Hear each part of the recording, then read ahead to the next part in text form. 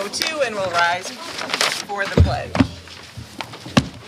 I pledge allegiance to the flag of the United States of America and to the republic for which it stands, one nation, under God, indivisible, with liberty and justice for all. Were you still pointing out the front row? The front row. Well, we want to find a place to put that. Okay. There are still open chairs. Right there if you want, and then Oh. a little later when you... Careful on the uneven. Actually, Coaches in up there, front. so you can come grab it. We'll leave it here for now. Right there for now. Come on, coaches. Up So in I don't need to front. have it in front of you. No, you're good. I don't care. I'll hide behind it. Off the table on this left front. We don't bite, I'm guys. just worried Come on, it's going to go forward in the brick class. Okay. That'd be bad. All right, Come on, so I'd Dan. like to inform all board meeting attendees that this meeting is being live streamed and archived for access at any time by our community members on the internet within 24 to 48 hours of the meeting's conclusion. Roll call, please. Mrs. Barber. Here. Mrs. Junk. Here. Mr. Carey. Here. Mr. Lawler. Here. Mrs. Pavlak. Here. Mr. Rebus. I hear. Mrs. Witten. Here. With 7 members present, we have a quorum. Would anyone like to move something from consent to new business? Seeing none, approval of the agenda. Is there a motion to approve the agenda? So moved. A second? Oh, and a roll call. Mrs. Junk. Aye. Mr. Carey. Aye. Mr. Lawler. Aye. Mrs. Pavlak. Aye. Mr. Rebus. Aye. Mrs. Barber. Aye. Mrs. Witt. Aye. Motion carries 7-0. It's great to see so many people here. I'm guessing they're here for you. I wish. Yeah. Thank you for coming out tonight. We have a board member recognition we're going to have, and then after that, I'll invite Athletic Director from Harder, Mrs. Patterman, to come up. Then when she's done, Mr. Rollman will come up and we'll go through our series of recognitions for all of our students that we have here today. But what I want to start with is our board members in November were recognized for Board Member Appreciation Month, so we had a chance to recognize them. But in addition to that, we did have one board member, Mrs. Witt. So Mrs. Witt, would you please join me? Please give her a round of applause. You're going to be impressed.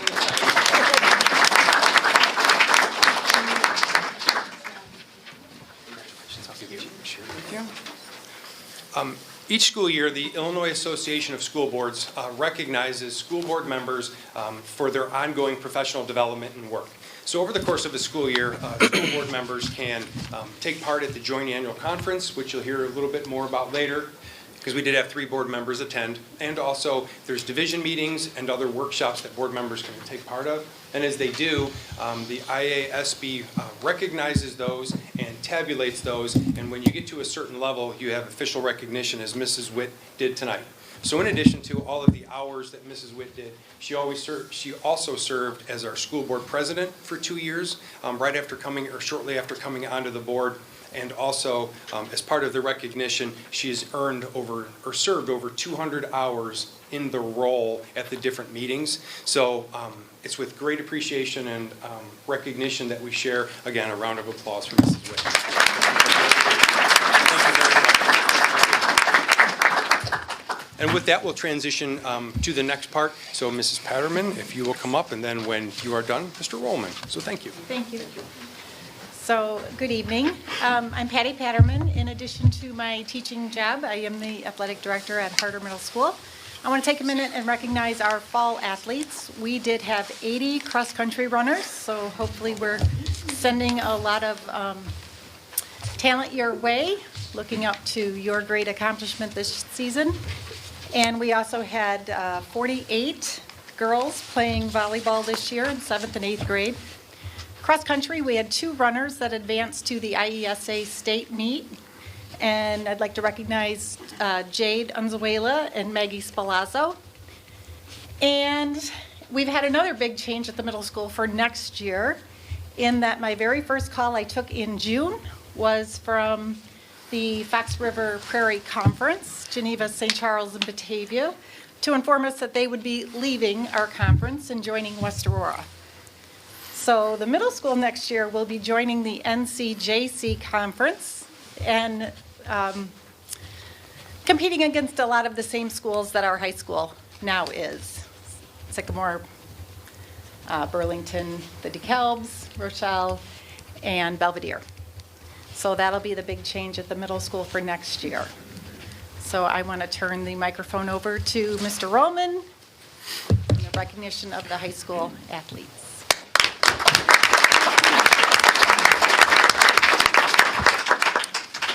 Good evening. First of all, I'd like, before we get into our different our programs that we're going to recognize, there are some people that make my job a heck of a lot easier that I want to recognize tonight. Mark Payton, Bob Mance, and the whole Buildings and Grounds crew for all their work on our athletic fields. Our administrative assistant, Stephanie Douglas, who I can't ever get to go home on time. I want to also thank John Pavlak. He has been our winter assistant athletic director. He transitioned into also the fall assistant athletic director when Ms. Reversa went back to coaching football, so I appreciate everything that John has done in that role. And I also want to thank our sports boosters as well, as they continue to support us. Even as we speak right now, they're discussing some funding requests that we have brought forth before them tonight. So as a program, as a department, we had just shy of 400 student athletes this fall participate in the season. We had 5 conference championships out of 7 sports. We had 4 regional titles, 2 sectional titles, and a state champion, so not a bad fall overall.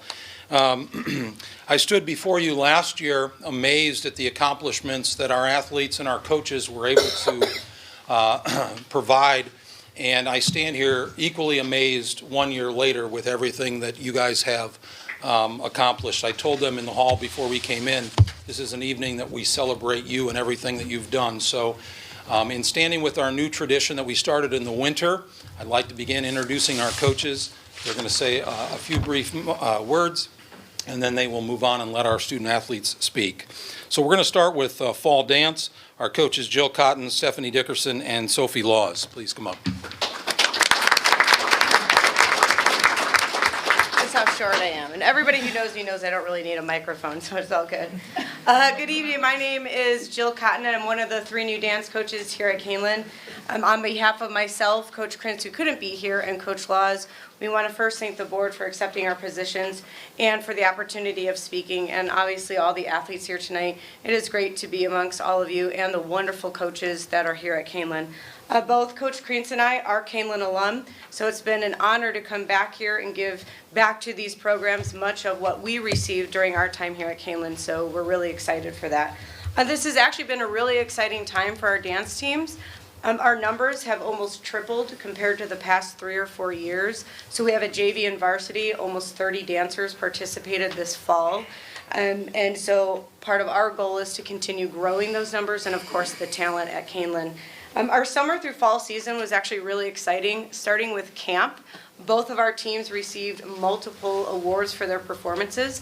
We also had 5 varsity athletes try out and make what's called the UDA All-American team. This high honor allows these student athletes to represent themselves, their community, and their country by performing overseas in Rome. While we opted out of performing this year, this opportunity will be available when we go back to camp this summer. So really our goal this fall season was just to kind of demonstrate and display a wide range of dance styles to our audience and to really showcase the talent that is here at Kaneland. And I think everything went extremely well. Not only have we received recognition from new talent wanting to join our team, but also a lot of very positive feedback from those watching and attending the games this year. We're now into our winter season, and again, really our kind of focus is just to continue demonstrating that skill, growing those numbers, and growing this program for Kaneland and, of course, the student athletes. So again, thank you. We have 2 athletes who want to speak tonight. We have junior Mason Hurst and junior Sophia Garland. So thank you.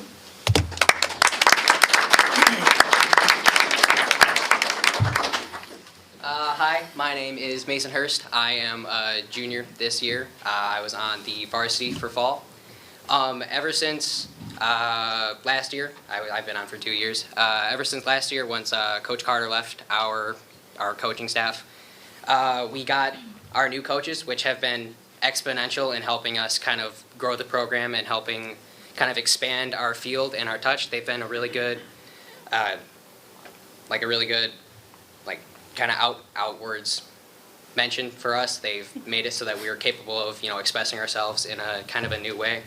And they made fall really enjoyable, and they're making winter season even more enjoyable, and I'm really hoping for competing next year.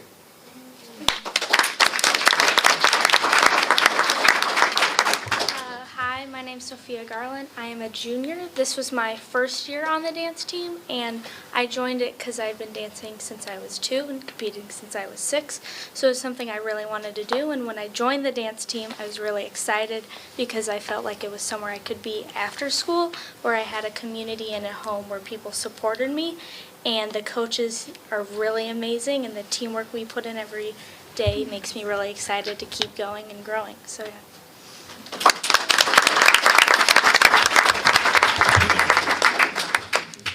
Thank you, dancers. At this time, I'd like to bring up Emily and Meredith Herring, our fall and winter cheer coaches.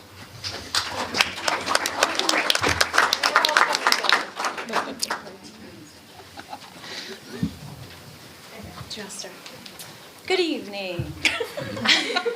I'm Emily Herring. I'm the head coach, and this is... I'm Meredith Herring. I'm the assistant coach. And we also have Yeah, okay. a volunteer assistant coach, Maddie Garrison. She is a teacher at KHS, and we are so lucky we had her this year with the amount of numbers we had, and 2 teams, and dividing and conquering, and for safety reasons. It was a blessing to have her, and so we hope we can keep her, maybe add on as time goes by. But She's with us still in the winter, Yep, she's still with us. and we expect next year to have both a JV and a varsity competitive team. So with a very wide variety of skills, and as safety our first priority, we are expecting to need that third coach again next year. So hopefully Maddie will be able to continue with us next year as well. We had an exciting summer and fall. We had summer camp that we usually have. We had the opportunity, varsity had a stunting only camp. I don't know if you guys know, but when they put people up in the air, that's what stunting is. And there's a lot of technique, a lot of muscle, a lot of details that go into it. So having that opportunity was really beneficial. And we want to have that for both teams this upcoming summer. The girls are going to talk about some highlights and their favorite parts too, but I wanted to mention cheer as a whole being so intricate, and I don't know what another word is. Intricate. Part of it is tumbling, and we don't have tumbling here, so I've reached out in the area. In the fall and summer, we had a tumbling class just for KHS cheer. We got some feedback from athletes and parents on that particular place, and I had a colleague, a mom, and an athlete reach out separately about a tumbling class. So we have just started another one, and everybody seems to like that a lot better, right? Yeah. So we're just trying to help them grow their skill and at every level, and since tumbling is just a part of it, I feel really lucky that we have that opportunity for them. Before we let the girls talk, we'd like to say especially thank you to Mr. Rollman. Oh, I meant to start with Because last year well, not last year, I guess after the winter season at the board meeting, he mentioned that we had outgrown our practice space, and he really was on our side and had our backs to make sure that we have adequate space for our mats, for safety, height, and Mr. Pavlik, dimensions. and facilities, Yes. and custodial staff. Yes. You guys are the best. And he's even bought us little mat movers because those mats are very heavy. So when we have to move them around, it's a little easier for these girls, but they're strong anyway, so they can do it. So thank you, Mr. Rollman, for making sure we have what we need to practice safely. Yes. All right, girls, come on. Who's first? Don't be shy. Hi, I'm Abby Mondi, and I'm a freshman. And my favorite part about being on the cheer team is it's allowed me to make a lot of new friends. And on the first day of school, I knew a lot of people, and it made it a lot easier to transition into high school. So That's good. Awesome. Hi, I'm Matt. Your cheerleaders, be loud. Anyone watching from home then can hear you if your grandparents are watching you. Okay. Oh, no, on my TV. Hi, I'm Maddie, and I'm a sophomore on the varsity cheer team. One of my favorite highlights of this season was working on our senior night routine, which every year our seniors put together a routine, and then they teach it to JV and varsity, and on senior night we perform it all together. And we actually learn the routine with less than a week, which was like pretty crazy that we all practiced that. And all of our stunts did hit, and everyone enjoyed it. And they're different stunt groups on Yes. senior night. The flyers, the seniors all fly, so it's a different new combo. It's a big undertaking. So good job. Yes. It's Always fun. always Okay. Hi, I'm Maddox Wald, and I'm a sophomore on the varsity cheer team. Do I tilt it down? Sure. No, it's not gonna move. Okay. So our cheer team had a different experience for homecoming. We had both the varsity cheer team perform halftime at the varsity game and the JV cheer team perform at the JV halftime game. We had so much fun combining is like making the routines ourselves and like doing them all together and intricately, I guess. Both the teams hit, so then nothing fell and it looked nice. I know varsity had an amazing time there at the game with the win. Oh my god, I'm like shaking. The homecoming parade was a great way to like start the weekend, like cheering alongside our community and our like fans, I guess. Oh. I don't know. And the assembly is always fun. It's like a mini comp routine. Having our peers look at us while we do what we do at practice and showing off what we do visible, I guess. And then volunteering for our community is always my favorite part. Being more involved with everyone, I guess. What did we do this year? Oh, we did a food truck for summer, and then we did trick-or-treating, or like trunk-or-treating for... In Elburn for Yeah. their, yep. And then we did dunk tanks. Yeah, you love the dunk. I love the dunk tanks. Thanks, Hi, I'm Bree. I'm a freshman, and I'm on the JV cheer team. Cheer shows so much strength. We all have grown in some sort of way. From the first day we started, we have gotten so many new skills. Some of us have never even been in cheer, and honestly, I feel like some of us didn't even know some skills existed. But we have done skills some may call easy or simple, but honestly, when you actually do it, it's not that easy. So our strength has shown how much we've improved, and especially to show the power we have gained. And our team's strength is amazing. Like, honestly, we've grown as a team itself. Like, it just shows how much we can work well together, like, to put something up, like even a stunt or just cheer for our team. It just feels so good inside. Like, you're there on the sidelines. Yeah, so that's all. Thank you. Hi, I'm Lindsay Yost, and I'm a freshman on the JV team. And one thing that stuck out to me this season is that we had a camp over summer. It was like a week-long camp, and I remember going into the first day, I had no idea what I was doing. Like, I think a lot of us freshmen really didn't know what we were doing, but we all were passionate about it, and everyone on the team was supportive and passionate into doing what they're looking forward to. And over that week, we built so much. We went from barely being able to get into a stunt to doing different pyramids and stuff, which you can see at like the senior night performance and all that kind of stuff. And also a big thing for me was going in, like Abby already kind of said this, but on the first day of school when you don't know anyone and going in and having 30 other girls who you can look to is huge, especially the upperclassmen acting like older sisters. And being there for every single girl on this team was so amazing. And so I can't thank the coaches and my teammates enough. So thank you.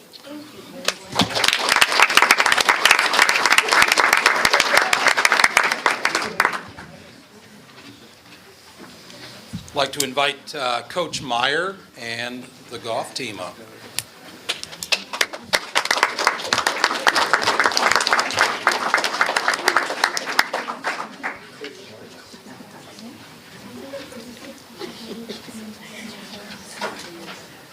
Okay, first I'd like to thank Mr. Rollman and the board for having us out tonight and recognizing our athletes. My name is Mark Meyer. I've been the coach here for 15 years, and I'd also like to thank my assistant coach who couldn't make it tonight, Ken Nearing. who's been coaching with me all that time as well. And wanted to congratulate all the fall sports on amazing seasons, especially that banner year by the boys cross country team. Amazing time watching you guys advance to state and do what you did. So congratulations to all the fall sports teams. Some of the highlights for us this season, we had a great team. We had an amazing season. I don't know that we've had a better team than this. We've had a couple teams maybe as good, but I don't know if any team has been better since I've been coach. We were 9-1 in conference, and we won our conference, won the regional, and we won a few big invites that we had never won before. Invites with mostly 3A schools. There's 3 divisions in golf. We're the 2nd division, and we play in these big invites with a lot of the bigger schools around, and we won a few of those, like the Geneva invite and the Marmion invite. So that was very exciting. Won the regional for the 2nd time in a row, and that was on the boys' side. As far as the girls' side go, we have Emily here representing our girls' team for the first time since 2014, and only the 2nd time in school history we were able to put together a girls' golf team. We don't officially have a girls' golf team here at Kaneland, but we've had girls play with the boys' team for a long time. In fact, Emily's first 2 years, she was the only girl on the team, so she had to, hang out with all these knuckleheads just because she wanted to play golf and not really care that she was the only girl. She did an amazing job. Well, this year she was able to convince her sister, along with 3 other freshmen, to join us and create a girls' team. And they had an amazing season. For 4 freshmen and 1 junior, they really competed hard, played against some of the better girls' teams around, and competed very well in a lot of the bigger tournaments that we got them into this year. So each one of them is just going to come up here and say their highlight of the season. And I'd like to thank you guys for coming out tonight, too. Great season.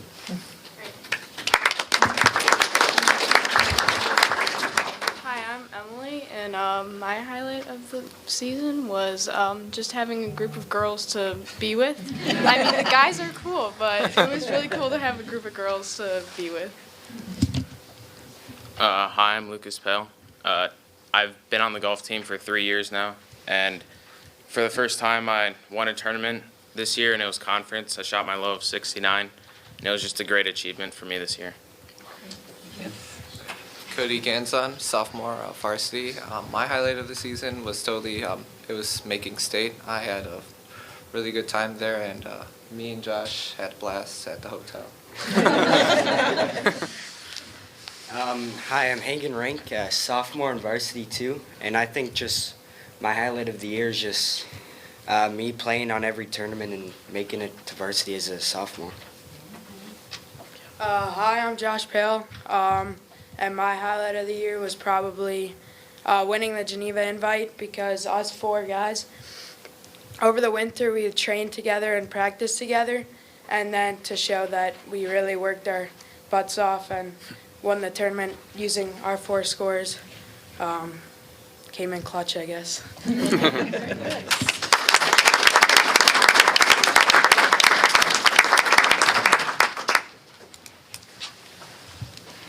I do want to thank Coach Meyer and Coach Nearing, because when we realized how many girls we were going to have this year and that we were going to have a full team, Coach Meyer really has great relationships with a lot of the schools in the area, and so it was a lot of his hard work that we were able to put together that girls' schedule so late in the summer. Coach Ryan and our football players, if you would come up, please.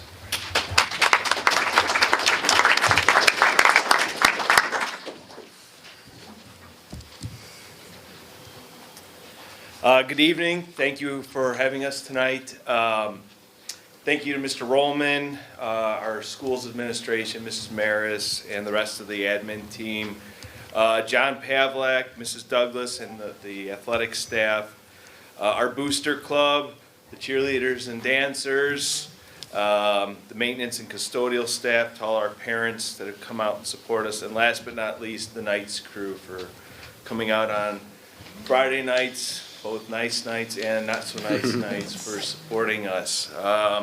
I'd also like to thank my coaching staff. Football is a challenging game, where we have to do a lot of game preparation. It's a lot of hours outside of practice time, and the sacrifice that they make away from their families and their homes is tremendous. And sometimes when they're even present at home, they're not really present. Those of you that are married probably know what I mean. But I'd like to thank Ryan Gerke, Mike Thorgeson, Brian Aversa, Drew Sturkle, Brian Knoll, Mike Lotz, Matt Smith, Trevor McCown, Zach Martinelli, and Alec Aurelio for all their hard work.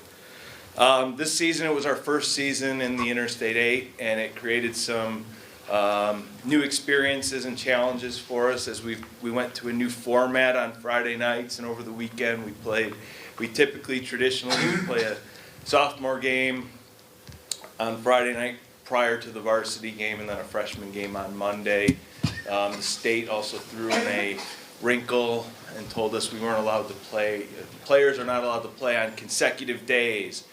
So it created some new challenges for us, and in the new conference, freshmen played on Friday nights, followed by the varsity game, and then a JV game on Mondays. And that actually, I think, it was a good experience because a lot of players who maybe would have sat the bench for an entire season because they were juniors and wouldn't have an opportunity to play, got to play a lot of football this year. So it actually, for a lot of kids, it increased how much time they got to play. So that was a real positive for us with the new format in our new conference. I'm going to stop talking and let these guys tell you about our season. These are 5 of our 6 captains. Wilson Giffney couldn't make it tonight, but these guys are going to come up and tell you about all our successes this year. Hello, my name is Sam Pryor. I'm a junior and I play offensive line and defensive line. And this season I was named to the Illinois High School Football Coaches Association All-State Team for Class 6A for offensive line. I just want to add to that for Sam that award is really hard to do, to get that award, All-State, in high school football, and it's even harder to do as a junior. So that was a really big accomplishment for Sam.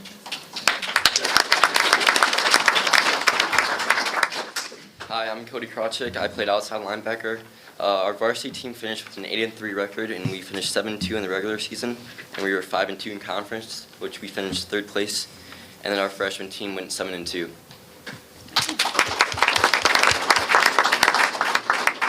Hi, my name is Max Gagney. I'm a wide receiver, and this year our team qualified for the IHSA 6A state playoffs for the 3rd consecutive season, and we beat Crystal Lake Central 41-13 in the first round. In the second round, we traveled up to Lake Forest High School, and we lost 35-10.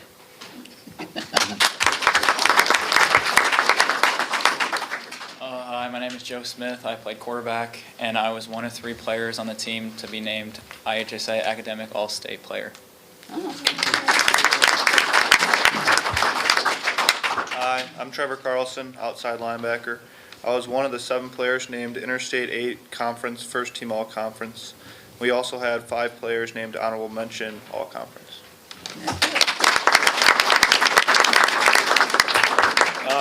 Mark your calendars. August 28th is our first game next year at Tinley Park Andrew High School. They call it the stadium. They call it the Thunderdome. So it's probably going to be a pretty cool experience. So August 28th. See everybody there. Thank you.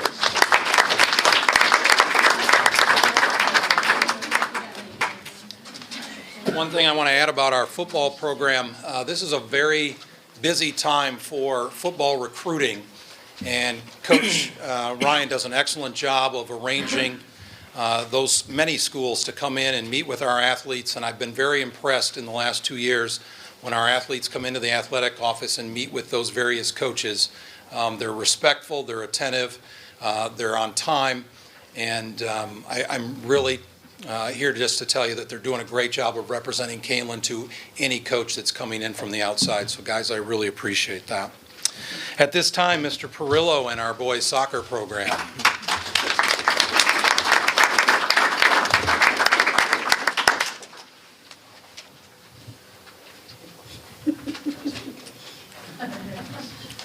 Very shortly. Hi, my name is Scott Perillo. I am the boys soccer coach. I've been the boys soccer coach for the last 18 years. I would have to say that this year was probably one of the most exciting seasons we've had. There were many highlights against some pretty tough competition. I will say that we only lost 2 games to teams in Class 2A. The other 5 were to teams in 3A, and we're a 2A school.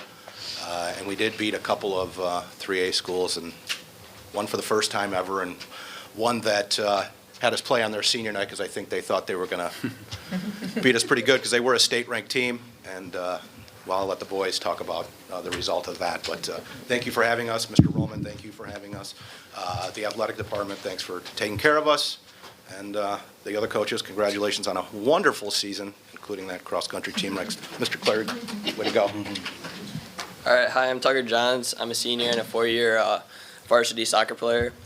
I'd like to start off with acknowledging the JV soccer team as they vastly improved as the year went on, ending their season with a conference championship. And a couple of their players on their team also played up with us towards the end of the season, and they competed with us very well. But moving on to varsity, we won our second conference championship in like 4 years, so that was a very good achievement. And we actually scored the final goal in that game with 23 seconds left to give us the conference championship. But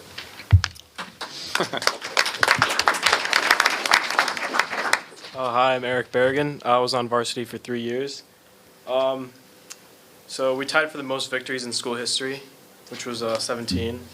And then we had Tucker Johns score 35 goals this season, which was a record, and then a whopping 98 goals within 4 years.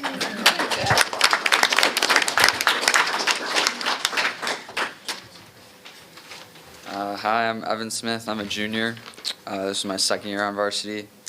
And our senior class had 53 victories throughout their tenure here, I guess, at Kaneland. This year we also beat Batavia for the first time in program history. And we defeated state-ranked Naperville Central on their senior night, which was a very big win for us. Got a lot of recognition for that. We had 8 all-conference players, and Tucker made all-state, and this is on his 3rd All-American list. So, a great forward for 4 years there. Big shoes to fill.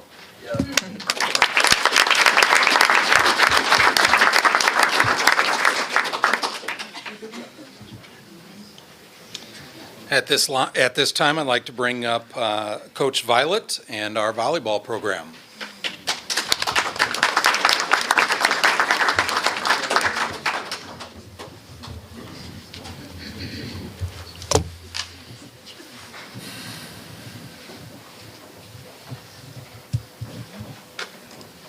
First, I want to thank Mr. Rollman and Mrs. Douglas for helping throughout the season.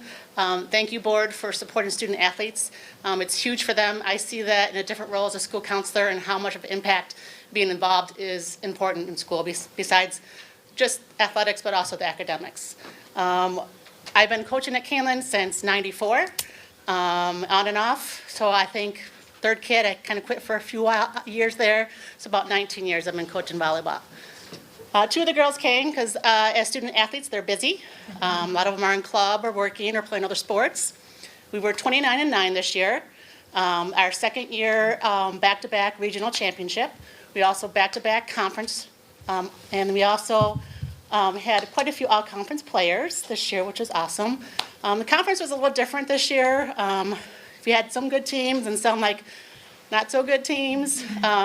So it was a little harder to come up with that schedule, and Mr. Owen was really willing to let us look at our different tournaments. So during our tournaments, we gathered some really tough tournaments with 4A schools, and we got 1st place for Woodstock North, 2nd place at Centennial, and 3rd place at Plainfield South. I'll let the girls talk about the all-conference girls. Hi, I'm Grace Varanakar. I am a all-conference, all-area, all-conference academic. Last year I was all-conference honorable mention and all-area honorable mention. We had a couple of all-conference girls, Olivia Bertel being one, Grace France, myself, and then we had 2 honorable mentions, which was 2 sophomores, actually, which was Maddie Buckley and Megan O'Sullivan. And I think this season was a really good season because we had last year 8 graduating seniors, which a lot of people thought this year was going to be a rebuilding year, but we ended up doing just the same amount of wins that we did last year. So I thought it took a lot out of us, especially being a really young team. My favorite memory would have to be at the Woodstock tournament. We kind of went in thinking it was going to be an easier tournament, and our championship game was actually against the 3rd-ranked team in Wisconsin, and we ended up winning in a 3rd game, 16-14. So it was just a really good thing to go into regionals, and then winning regionals was really important to all of us because just to go back-to-back was just really accomplishing.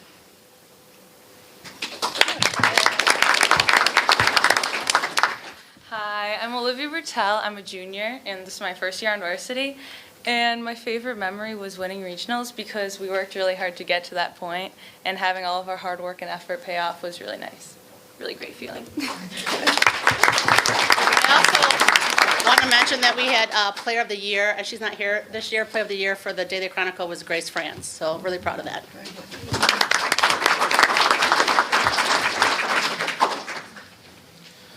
A couple of the coaches have talked about this a little bit, but one of the things that makes my job very easy is the great relationships that our coaches have built. You hear about all the experience in the room with our coaching staff. They continue to build those relationships with the schools, not only in our area, but surrounding the Chicagoland area, down south, even into Wisconsin. And that gives our kids an opportunity to play against teams in competition and have different experiences that a lot of schools don't simply have. And just a kudos to our coaching staff for all the hard work that they do working on their schedules. At this time, if Coach Larson and the girls' tennis program would come forward, please.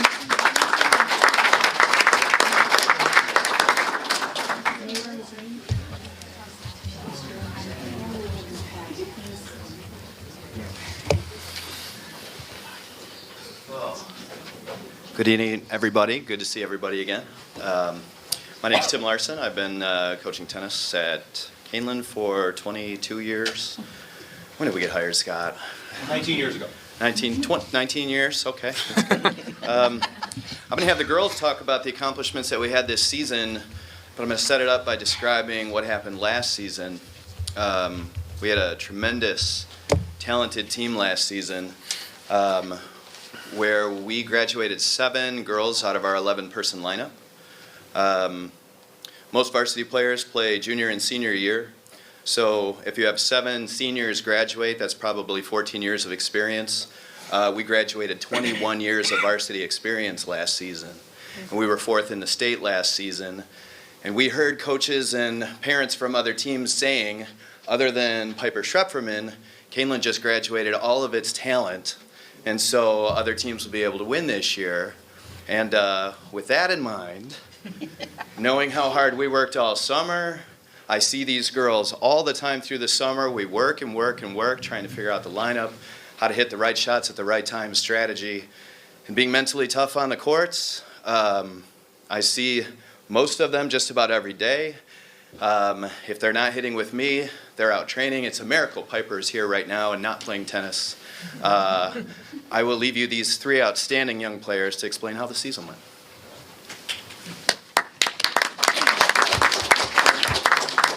Hi, I'm Mia. I'm a junior, and this was my first year on varsity. And with the exception of our 2 other senior captains who had to fill very big shoes, going from number 3 doubles last year to playing number 1 doubles this year, every other varsity player had a winning record this year, including Piper, who had a record of 25-0 at number 1 singles during the regular season, Evie, who only lost 1 match in the regular season at 24-1, sophomore Maddie Rizzuto, who went 18-5 playing both singles and doubles, and my partner Jenna Lynn and I, who also went undefeated at 14-0 this season. The varsity tennis team also posted a regular season record of 16-1, and both Piper and Evie won their brackets at the conference tournament. Piper and Evie are both conference champions and all-conference players.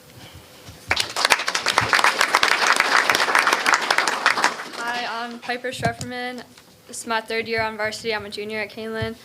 After our 16-1 record through the conference tournament, we went on to Rockford Boylan for our sectional tournament. We won our third sectional championship in a row.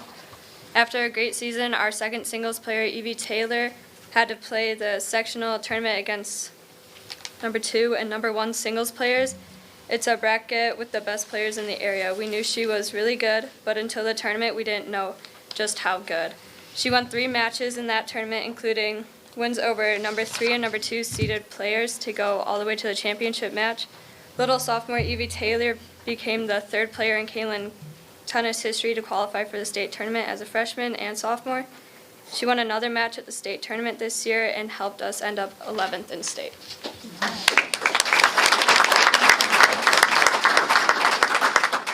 Hi, I'm Evie Taylor. I'm a sophomore at Kaneland High School, and this is my second year on the varsity team.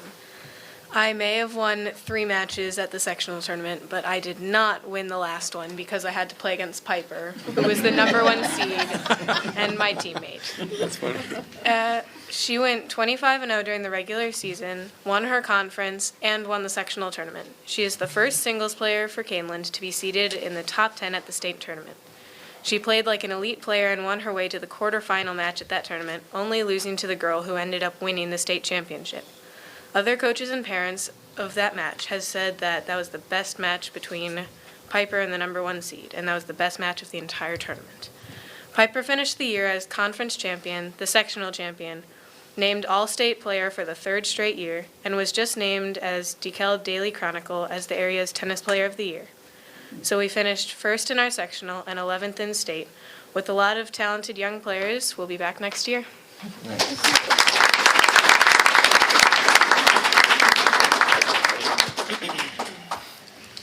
As you can tell, Mr. Hannon and Mr. Payton have a lot of hardware to put up later this fall, or winter.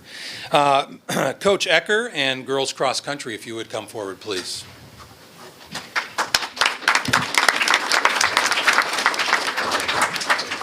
We have a bigger team than this. Once again, thank you for having us today. Just to piggyback on what other people said about appreciate all the people that help. And I'd just like to say one more thing, that we host a lot of invitationals and regionals and sectionals at Kaneland, and the help that we get from the athletic department, from the parents as well. I'm sure Coach Clary will also mention this as well. We could not do that without it, and many people in the state say that Kaneland does one of the best jobs in hosting those meets. I'm going to say very little after this. I'm going to introduce Rachel Rickman and let her talk a little more than me. A little bit about Rachel. She was our captain this year. She's a four-time conference. She was a conference champion this year.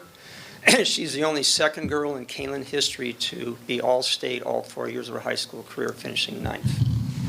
And she's going to attend the University of Colorado at Colorado Springs, a Division II school, and they finished 14th in the nation this year, and we expect them to finish higher during her time. Rachel?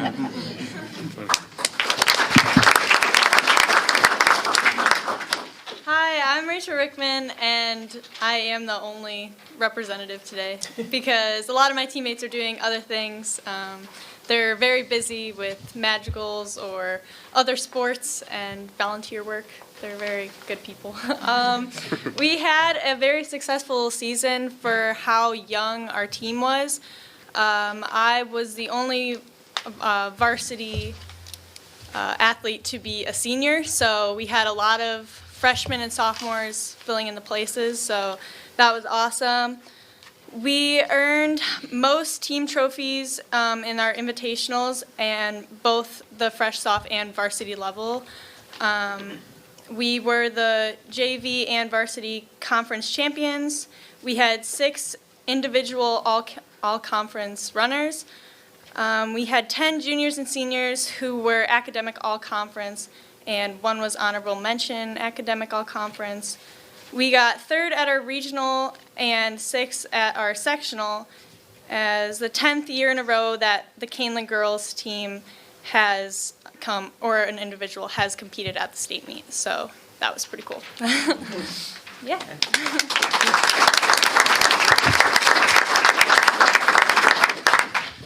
Rachel is one of the many athletes that we have that we are actively working on updating our state qualifiers in our state champion wall as well. And at this time, Coach Clary, Coach Barron, and boys cross country, come on up.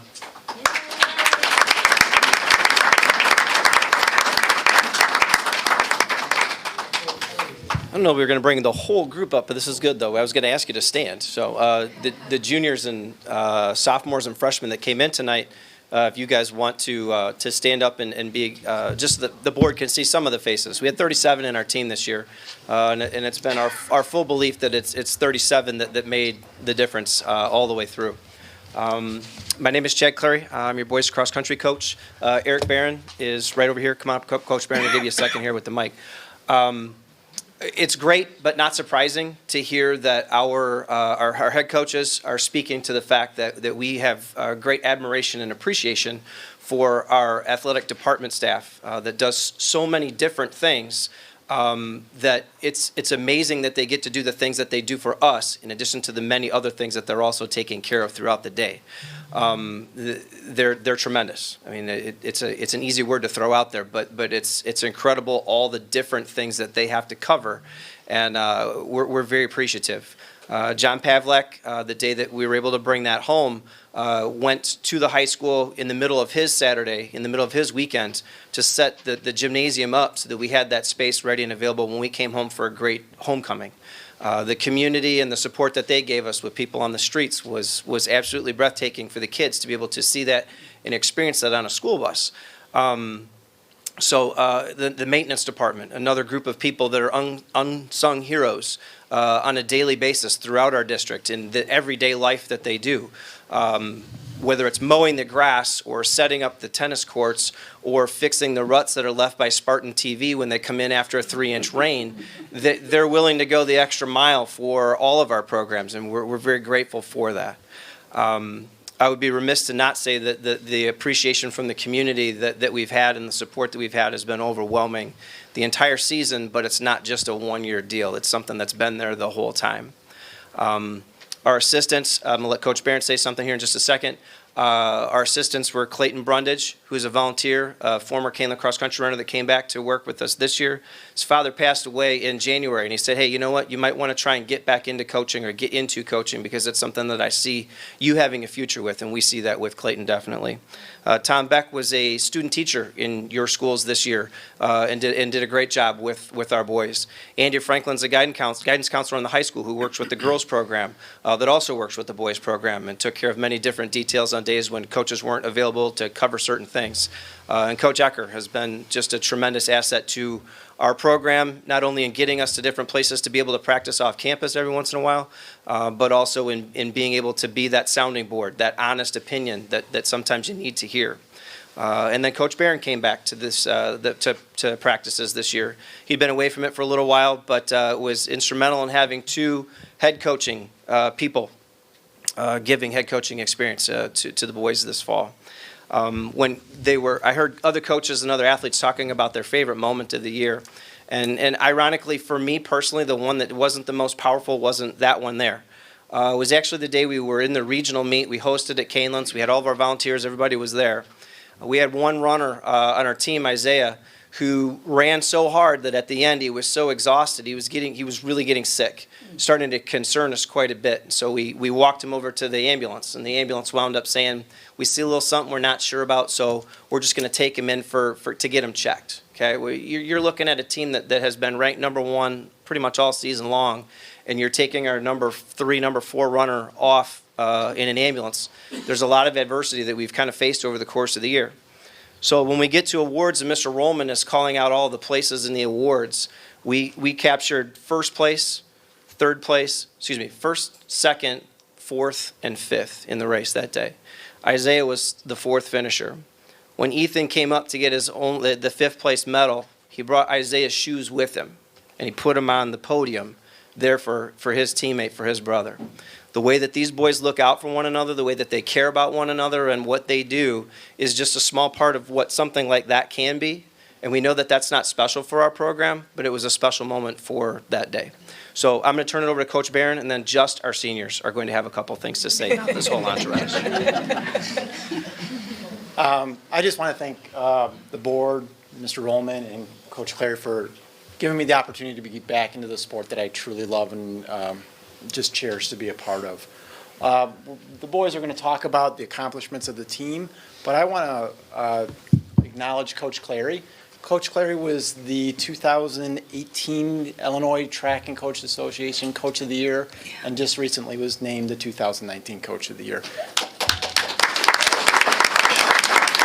That was supposed to be a secret, but I just broke it. So, without further ado, our seniors are going to go ahead and talk. All right.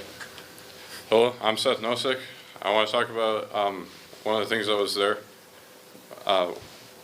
from the very beginning. The idea from the very beginning of our season, the idea of the Top Dogs. Top Dogs is an acronym, the TOP.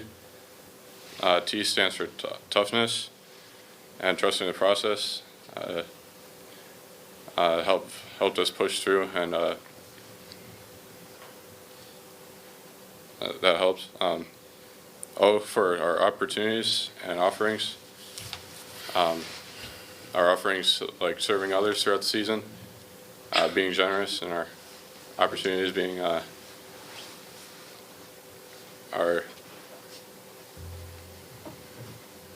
opportunities were like things we took advantage of, when the time comes, and positivity.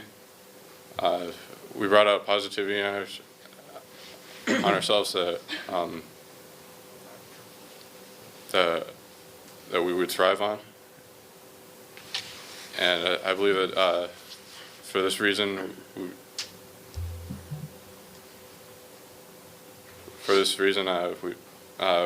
That we were so successful, we owe it to our coaches for a great season.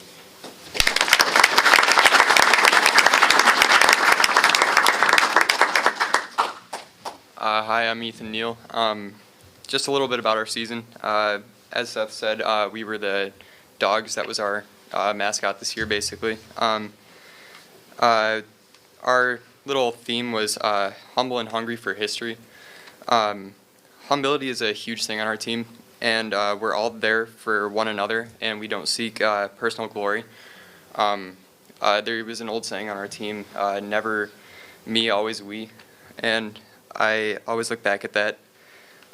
History, we're the 21st team in our school to make the state qualify, or state finals. We won every single invite this year, except for our own Eddington invite, which there were some hard 3A teams there as well. All 7 of our runners in our top lineup were all conference this year, which was awesome. Our number 5 in our top 7 was so interchangeable. We had a bunch of guys that were so close to each other that we all were capable of scoring very well for a team. We had so much adversity also this year that made us very well this year. We had a bunch of illness, aches and injuries. Perseverance was a huge one as well. Through all the rain and wacky conditions that all of us go through in cross country, the 95-degree weather, the rain and all that. And then just togetherness was huge on our team, and I'm very thankful for that. To all the younger guys, I'm very excited to see how you guys grow in this team, and I can't wait to hear about it in the future.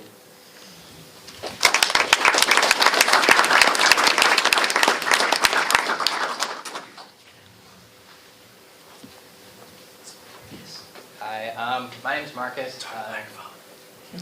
This is my first year doing this, and it was a great experience. I think I want to recognize our JV guys and our fresh soft guys.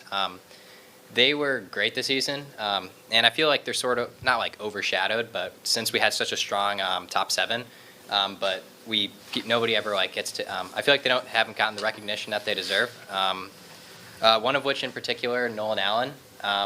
He's a sophomore, but he's run up with varsity, and not only that.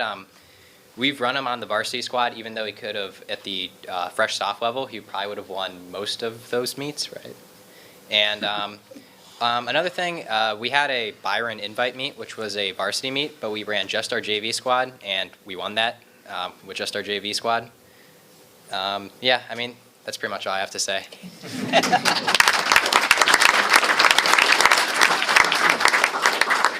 Hi there, my name is Ethan Walker. I want to start real quick. We owe a lot of our success this season to our coaches. We had a phenomenal coaching staff between Barron, Brundage, Beck.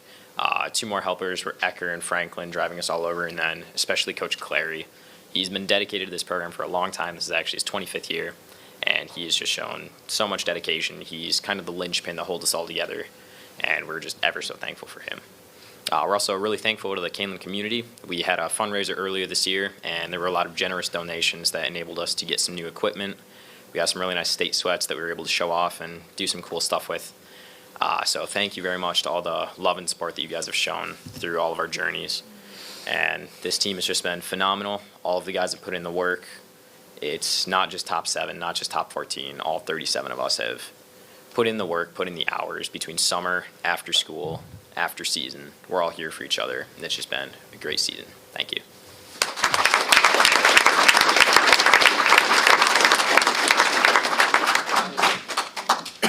Hey, thank you very, very much. I know that, are we on the tail end of that? He's going to share, but we're going to take that off for... Take it back. Kind of liked it, but that's fine. Go ahead. Thank you. Congratulations.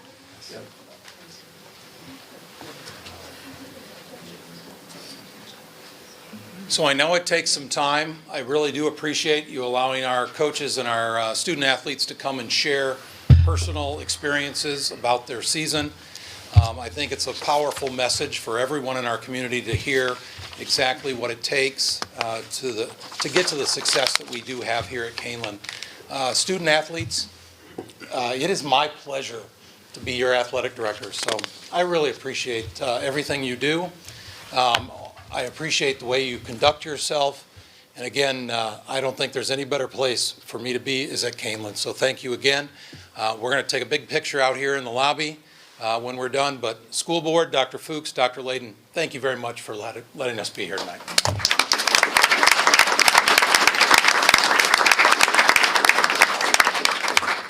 Thank you. So you guys are more than welcome to stay, or you're more than welcome. Now's the time. Now's the If you want time. to find the door. Congratulations. Congratulations. Thank you, sir. Nice job. Bye, Chance. See you later. See you next year? Bye, Pat. See you later. Thanks, guys. Thanks, Scott. He's not going anywhere. No, I mean, bring another one. Oh, bring another one. I missed the homecoming, but they streamed it. I was able to watch it. Yeah. Or recorded it or whatever. I guess I wasn't streaming. I guess it was recorded. It was awesome. Fran's the only one left. And Chris. Yeah, Chris. He'll be back. Here comes the other Chris.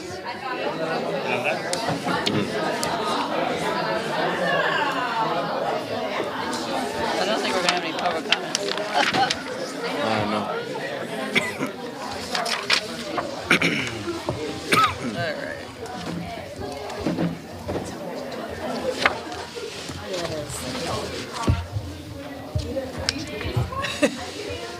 Feeling lonely?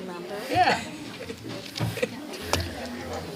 She was anonymous, now Yeah, exactly. not anymore. All right, is there any public comments? No.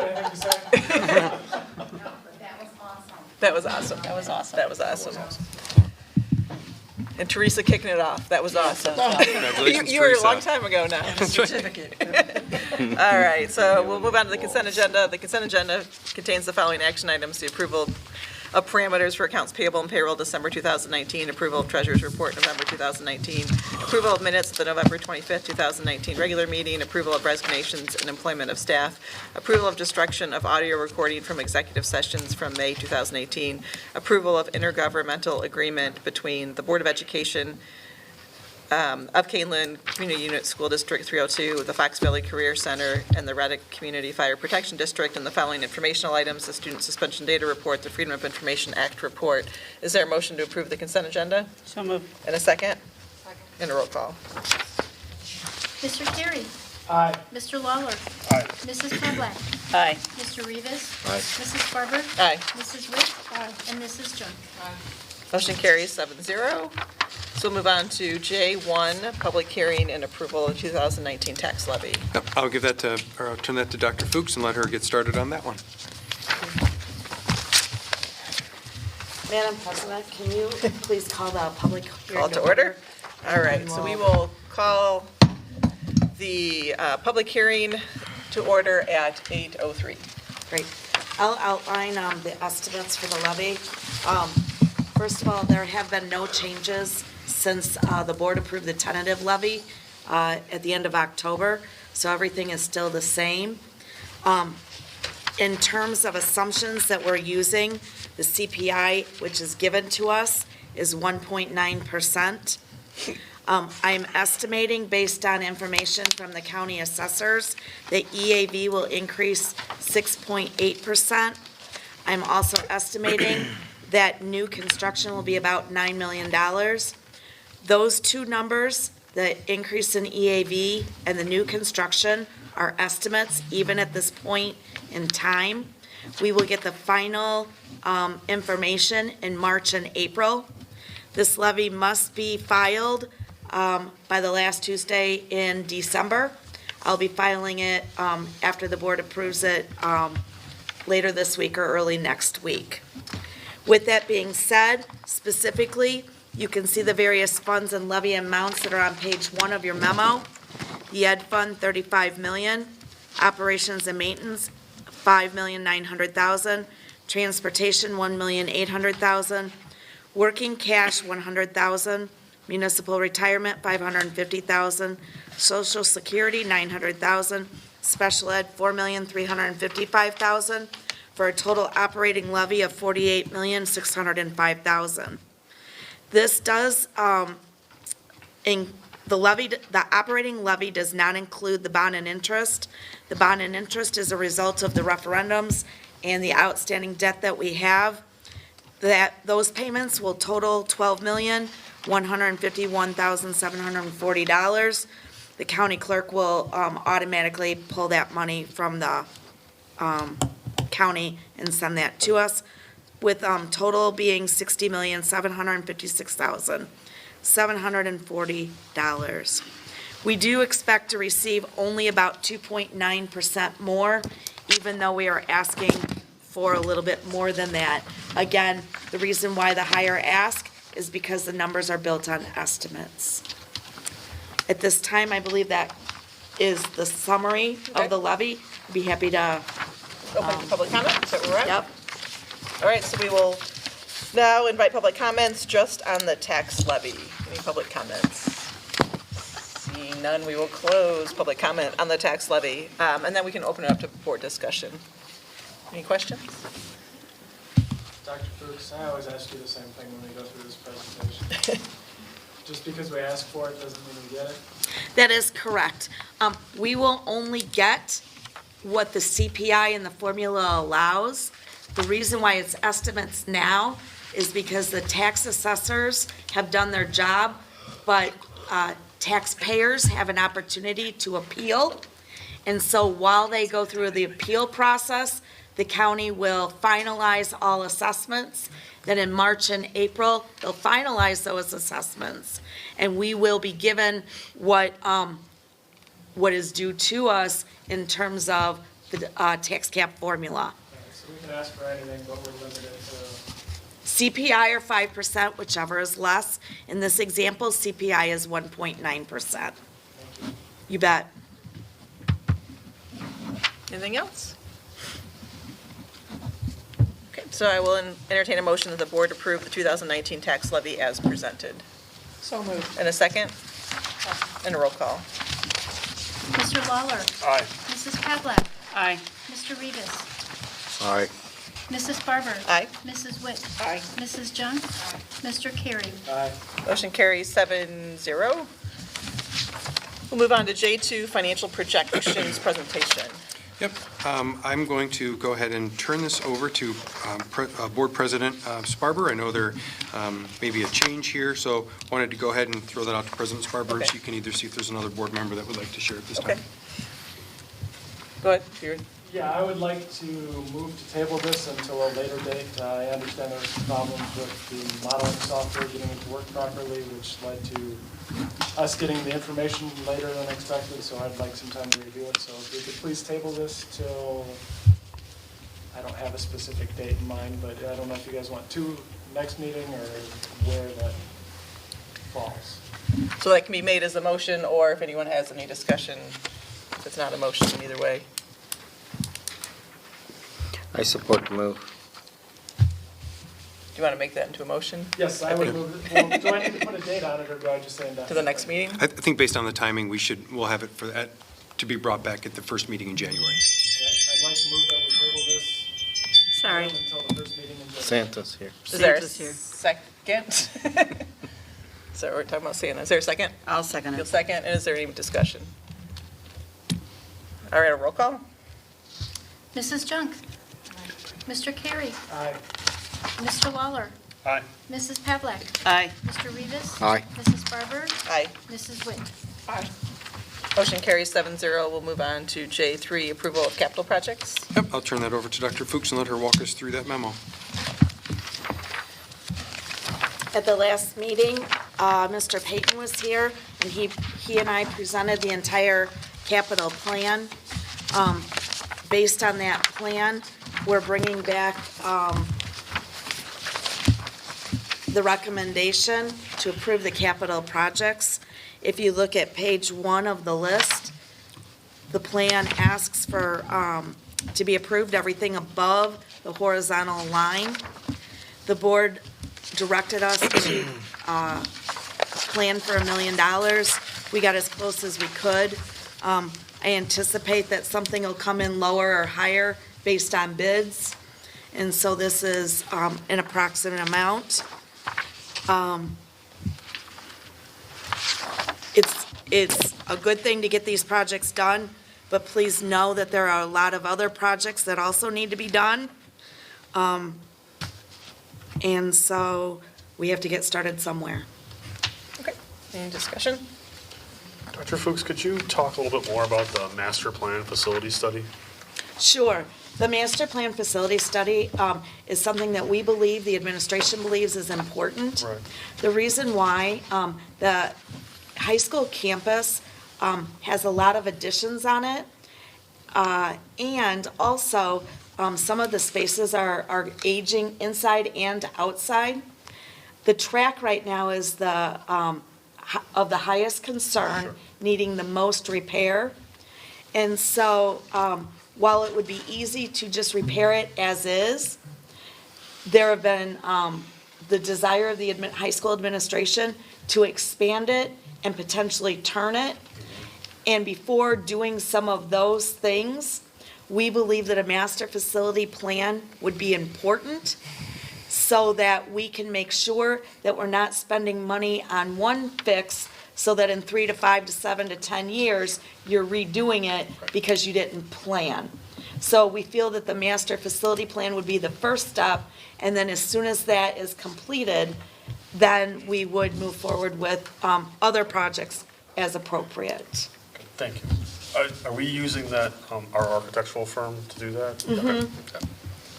Thank you. So that's the cost, that's where the cost comes in, from the architectural firm?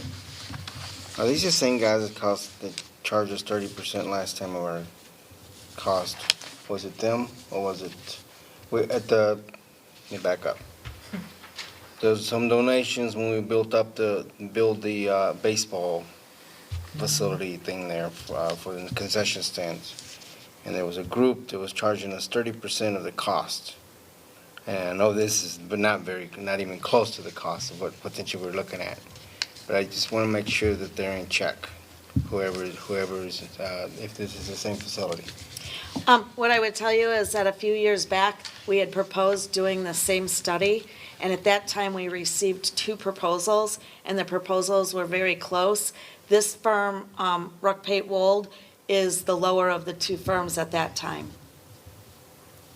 Okay. I got a couple questions. This one might be a little off topic, but in a weekly update, we were told that the solar system that was going to go out to high school was, there were changing. Problems with easements and whatnot, is that all gonna kind of fall under this umbrella then too, or is that gonna be like a completely separate? I believe it's gonna be separate. I'm waiting to get some more information. I can give another update and a Friday update once I get it. So the easement is larger than they anticipated, which took some of the space. But I believe that under the regulations, you have to have you have to use 75% of what you said you were gonna use. Okay. I believe we're going to be able to do that in the existing space and still get in with the credits this year. Okay. If not, then we have to look at like Plan B, is there somewhere nearby that we can use a little bit more? So we're still working through that. I don't have a definitive answer at this time. But either way, we won't put solar panels on the east side of the campus. And most likely with this facility study, that corner, the southwest corner, most likely wouldn't have any other use to it because there's a parking lot out there and also a retention pond. Okay, so So- they're independent. Yeah, but, yeah. Of your $1 million list of projects, is there anything on here that would be directly impacted by the results of the facility, I never say this right, master facilities plan? So there are two potential, but the first one is the sidewalk on the visitor side of the stadium. And I specifically asked Mr. Payton about that. He said that that really is a safety issue at this point, and we need to do it. So for that cost, we believe that it needs to be on this plan. That's why it's up there in the highest priority. Even if we do something else some other time, that sidewalk, until we fix the track permanently, that sidewalk needs to be repaired. If I understand the master facilities plan, he said it was a couple months? It should take between 3 and 5 months to complete, because there's a lot of steps to it. Okay, so that would put us into the spring season where they'd be using it. These bids aren't until happen over the summer, correct? The bids happen as soon as we get them ready, and then the projects themselves take place over the summer. Okay, and what was the other, please? Oh, the other item then is the science classrooms. We could plan to redo those. The question is in the facility study, might something come out of it?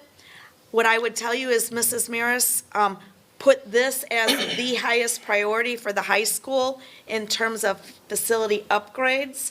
So we still have it on the list, but if the board needs to take a look at the $1 million, perhaps that's one thing that could be postponed until we know. But otherwise, the science classrooms are the high school administration's highest priority. There were a couple other priorities that I questioned her on specifically. One of them was the auditorium lighting system. It's about the same amount of money. The dimmer rack down near the bottom of page 1. That's not part of what we're, No, it's not. okay. But she's as concerned about that as the science classrooms. But similar to why the main lobby bathrooms haven't been done yet, is our emphasis is truly on these academic spaces and the upgrades that they need. Last year, we did the science classrooms, we made them accessible so that they were ADA accessible.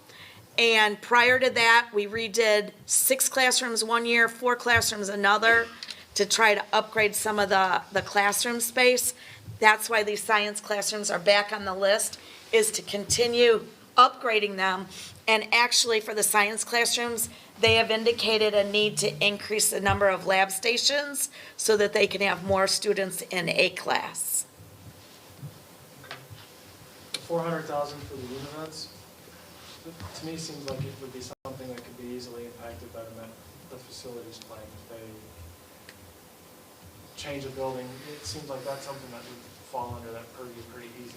Am I wrong? Mr. Payton didn't indicate that, because most likely, they would still go in spaces where you would need heat and HVAC. But could it be a centralized system versus, Yeah. I don't know. I don't have a preconceived, I'm just, Yep. I would tell you, the univents at the high school have given him problems for quite some time, and this year has been the worst. oh, I don't doubt it. That's not the point. It's just, Yeah. I'm really paranoid about spending, if we do a master's plan and it Mhm. says, that's my concern. I don't want to Yep. spend any money, then find out we spent it in error. And again, I asked him specifically that question because that was my question as well. He did not indicate that that would be one. Those are needing to be replaced. And if you said this plan takes 3 to 5 months to get the results out, we can't kick the can 3 to 5 months down the road in order to check ourselves, I guess. Here's what I would say is, if we wait for the plan for the univents, Or any of it, that's just an example. okay, for the univents, for the science, or I would not recommend the sidewalk either for safety. But if we were to wait for the safety plan, we would be looking at summer of 2021. Those projects would not be able to be completed in summer of 2020. Okay.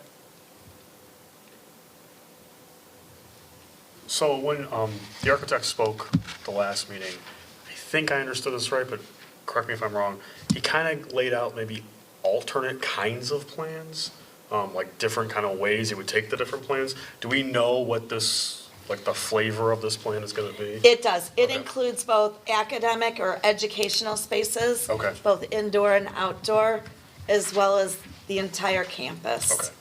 So it's the all one. you Yes. talked about. It's a comprehensive study. When did we do this master plan last?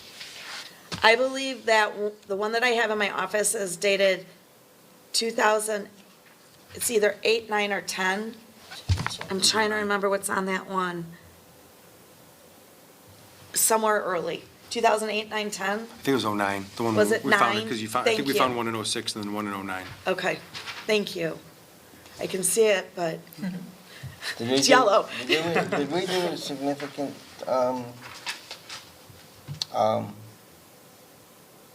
upgrade, if you will, from that plan? No, at that time, it was near the end of the referendum money, and the recession was just beginning. And so, the last upgrade at the high school was, I believe, in 2007, and that was the top floor of the A wing. We finished out those classrooms. That way, in 2008 and 9, the 8th graders from the middle school were housed up there for a couple years while we were waiting to build harder. I'll just see Yeah. how relevant it may still be. Yeah. Well, that's, the old plan and not having done anything with it is another reason not to postpone things that people say are high priorities now, because it is just a plan. It's acceptance and, viability and, anything can happen financially. You can have, economic downturns and things like that that can affect it. So it really is just a plan. And although it will guide some decision-making, I don't think it's wise to wait on anything that somebody thinks is, is important, especially safety like you're mentioning, and in science classrooms, we've got to continue to teach kids regardless of whether or not we have a plan, so. I would just like to make sure if we invest in a plan that it's going to be utilized, and I get what happened the last time because the whole world changed, somewhat. So that was the intent. So I think as long as it seems like we at least have some idea for ourselves that we're trying to get something fixed, because I know they could do focus groups and help tease that out as well, but I could see there being shifts with personalized learning, and I know there's a continual discussion with the track. So maybe those are enough reasons in and of themselves, but I would just hope that there's enough to use it if we're going to invest that money in a plan, because there's plenty of needs as well. What I would say specifically about the track is, as soon as this plan is done and as soon as the money is available, we need to do something. Yeah. Minimally, fix it the way it is. Maximum, right. That's redo. Yeah. But I get- minimally, we have to do something. Do something. I just am hesitant to pay for a plan and then resurface the track, because that's the money that's available, and shelve the plan. But I do think there's other opportunities with personalized learning that are exciting to consider as well. You said minimally we have to do something. Are you talking about for the spring of 2020, or are you? No, not at this point. What we making talked, sure? what we 2021. talked about is we'd have to patch it one more year, which is just heartbreaking for some of our athletes. But in order to do it correctly, so that we all know that we're not wasting money, summer of 2021, we really have to do something. All right, and I just want to make sure we're on the same dates, that's all. Yep, thank you for clarifying. So will the plan include levels of what can be done? Like it says, like, I don't know, if you had unlimited funds, we think that your science wing should have this many, I believe I'd call it phasing.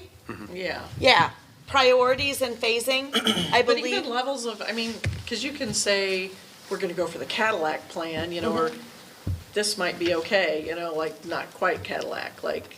Because if we never turn the track, that's Right. not a That's- phase, that's- it's a that's sort of not a horrible thing. We can fixed replace choice. it. Well, it's a fixed Right. choice. I hear what you're saying. Yeah, so Like some of they those could are say, left or well, rights. we really think you should, replace all your stadium seating. You need more stadium seating. Or You we could need do more this. classrooms, or You could do this, or you need a whole new wing. We don't, Right. but based on volume, but, It is our goal to make sure that we have flexibility in the plan so that we know where we can make changes, shifts, and phase it. Like that? yeah. It's magic.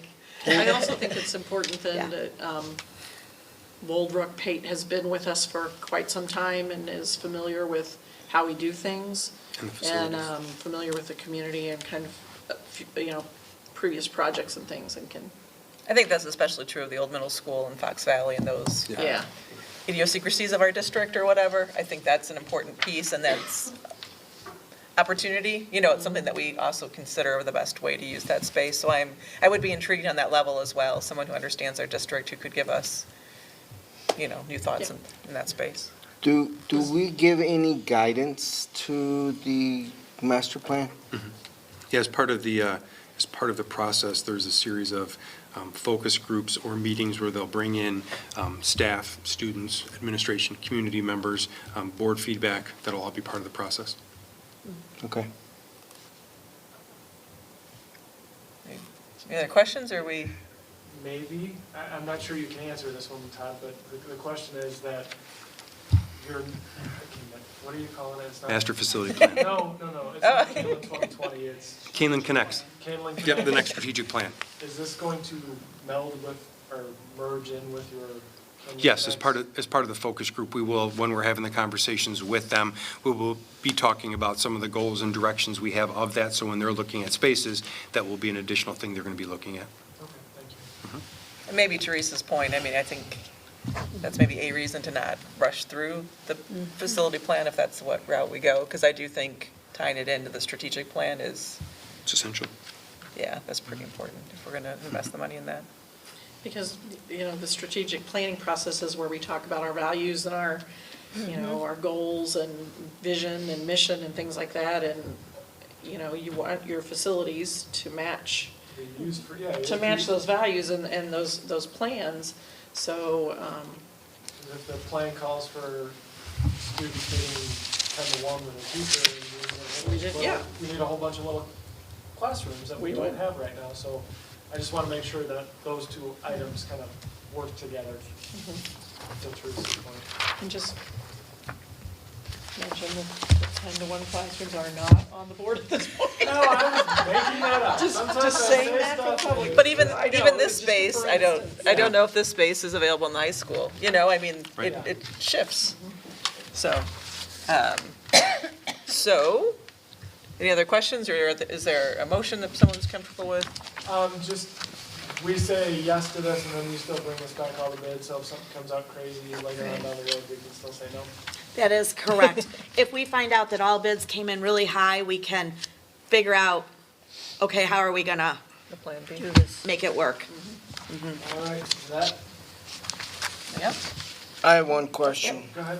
This seal coating and stuff,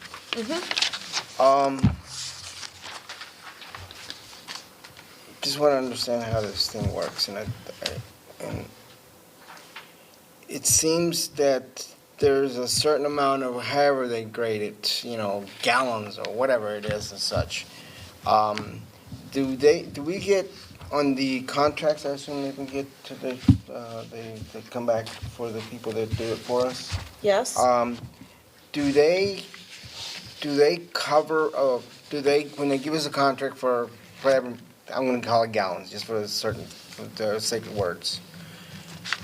Do they guarantee that they're going to be able to fix that parking lot totally? Or when they run out, that's it? If they run out and it was more in excess of what they bid for? Okay. How does that work? Yep. So first of all, the architect and Mr. Payton will draw up the bid specs. Then the vendors, contractors will bid on those bid specs. We will accept the bid with the contractor. Included in those specs are what's called allowances, and you've seen them come through here. And typically, they'll do it for seal coating and paving and things like that by the square foot.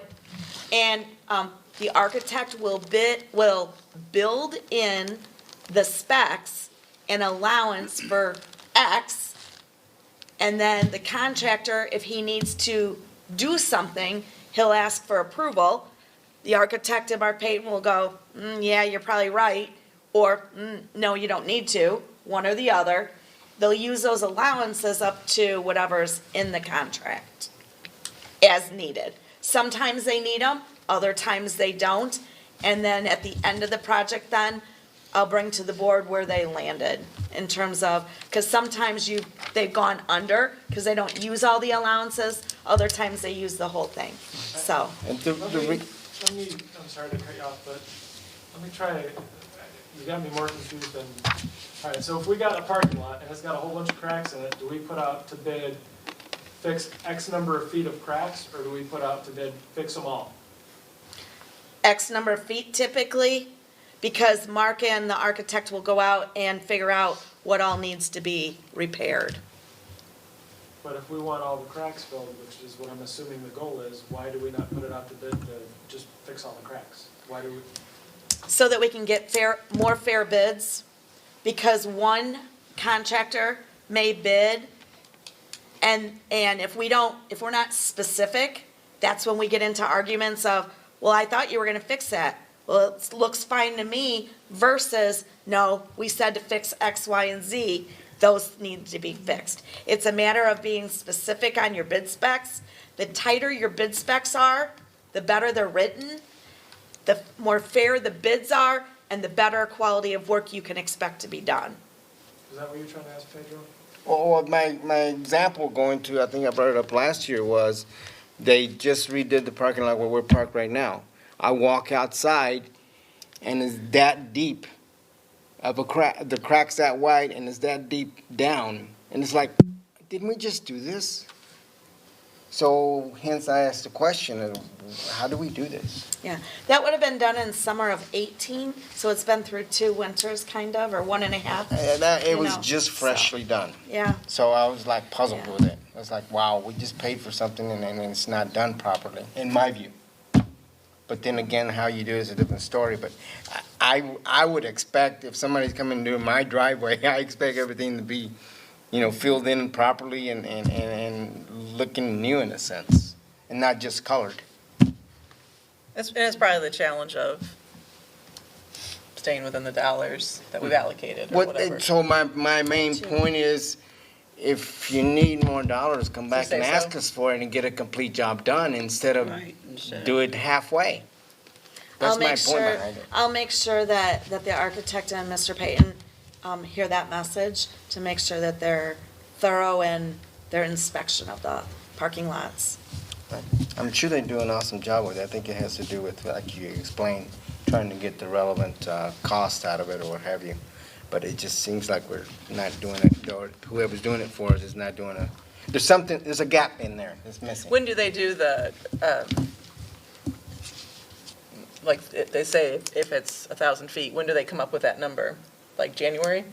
Like, is there still a winter that's in process? No, they're gonna be working on it between now and as soon as they can get it done. That was kind of the goal this year, is to try to get this part done sooner. That's what's pushed everything, is typically this, capital plan would not be approved until January. And then there's snow or ice on the ground, you can't see everything. Even if you can see it, I guess my point is if you have another winter to go through, it changes. Exactly, That's probably a yeah. challenge of theirs But as no, well. they but- want to get the bids out as soon as possible, because that's the other thing is your quality bidders go first and fast. So maybe. And so we maybe what want to make Pedro's sure that we saying are if it's a in- rough winter and things change between December and May. That's what the allowances are for? Yeah, and just to say he's open to hearing that things change. Come between- back with something. There you go, yes. You know, I mean, Right, winter. we found it, and one that more winter sometimes can happens. change. You miss a crack, you miss a, Well, yeah, or the cracks change. the cracks change. That's They really right. do, over the winter. Especially if you have those minus 20 degrees in February. It's Yeah. cold. So it could shift. Yeah. All right, any, No, we're fine. I was just laughing at her computer making noises. uh-huh. All right, so is there a motion? I'll entertain a motion that the Kaneland Board of Education direct the administration to move forward with the planning, including seeking public bids as needed for the following capital projects for summer 2020 as presented in the total estimated amount of approximately $1,002,000. And if it's fine with everyone, I won't read the 13 projects. So moved. Oh. So moved, Aaron, and second. And any more discussion? One last question, the sidewalk, By the stadium, Yes, or a ma'am. different one? just the stadium one. Yep, it's out there by the visitors. Yeah, I know what's that. Sorry. I assume, just in case the master plan affects it, I assume that we would take precautions to do it just the job and not beautify it. Yes. Okay. Thank you. Okay, and a roll call? Mrs. Pavlik. Aye. Mr. Rivas. Aye. Mrs. Barber. Aye. Mrs. Witt. Aye. Mrs. Junk. Mr. Carey. And Mr. Lawler. Aye. Motion carries 7-0. We'll move on to J4, Joint Annual Conference Meeting. Yep, I'll do a brief introduction. 2 weekends ago, 3 administrators and 3 of our board members attended the joint annual conference in Chicago. And a couple years ago, we started this agenda item to come back and share out a couple of the highlights from the different workshops or sessions we attended. And we'll start with President Sparber, and we'll let Board Member Witt and Board Member Junk share some of the highlights from their sessions. And then Dr. Adkins, Dr. Fuchs, and I will share some of the highlights from ours. Okay, so I have a couple notes. I went to an update for a legislative session, e-learning, a board president roundtable, so it was just board presidents kind of talking about common issues. And then I sat in on, one presentation was the whole Indian Prairie School Board, the 7 of them, presented on things that work for their school district, which was, or their board, which was interesting as well. So maybe I'll focus a little bit more on just the administrative part of like Indian Prairie and the board president roundtable. They talked about efficiency in meetings. Indian Prairie talked about being very policy-driven, and so they referenced a lot of their topics to board policy, but that also meant if it didn't refer to board policy, they usually didn't take it up.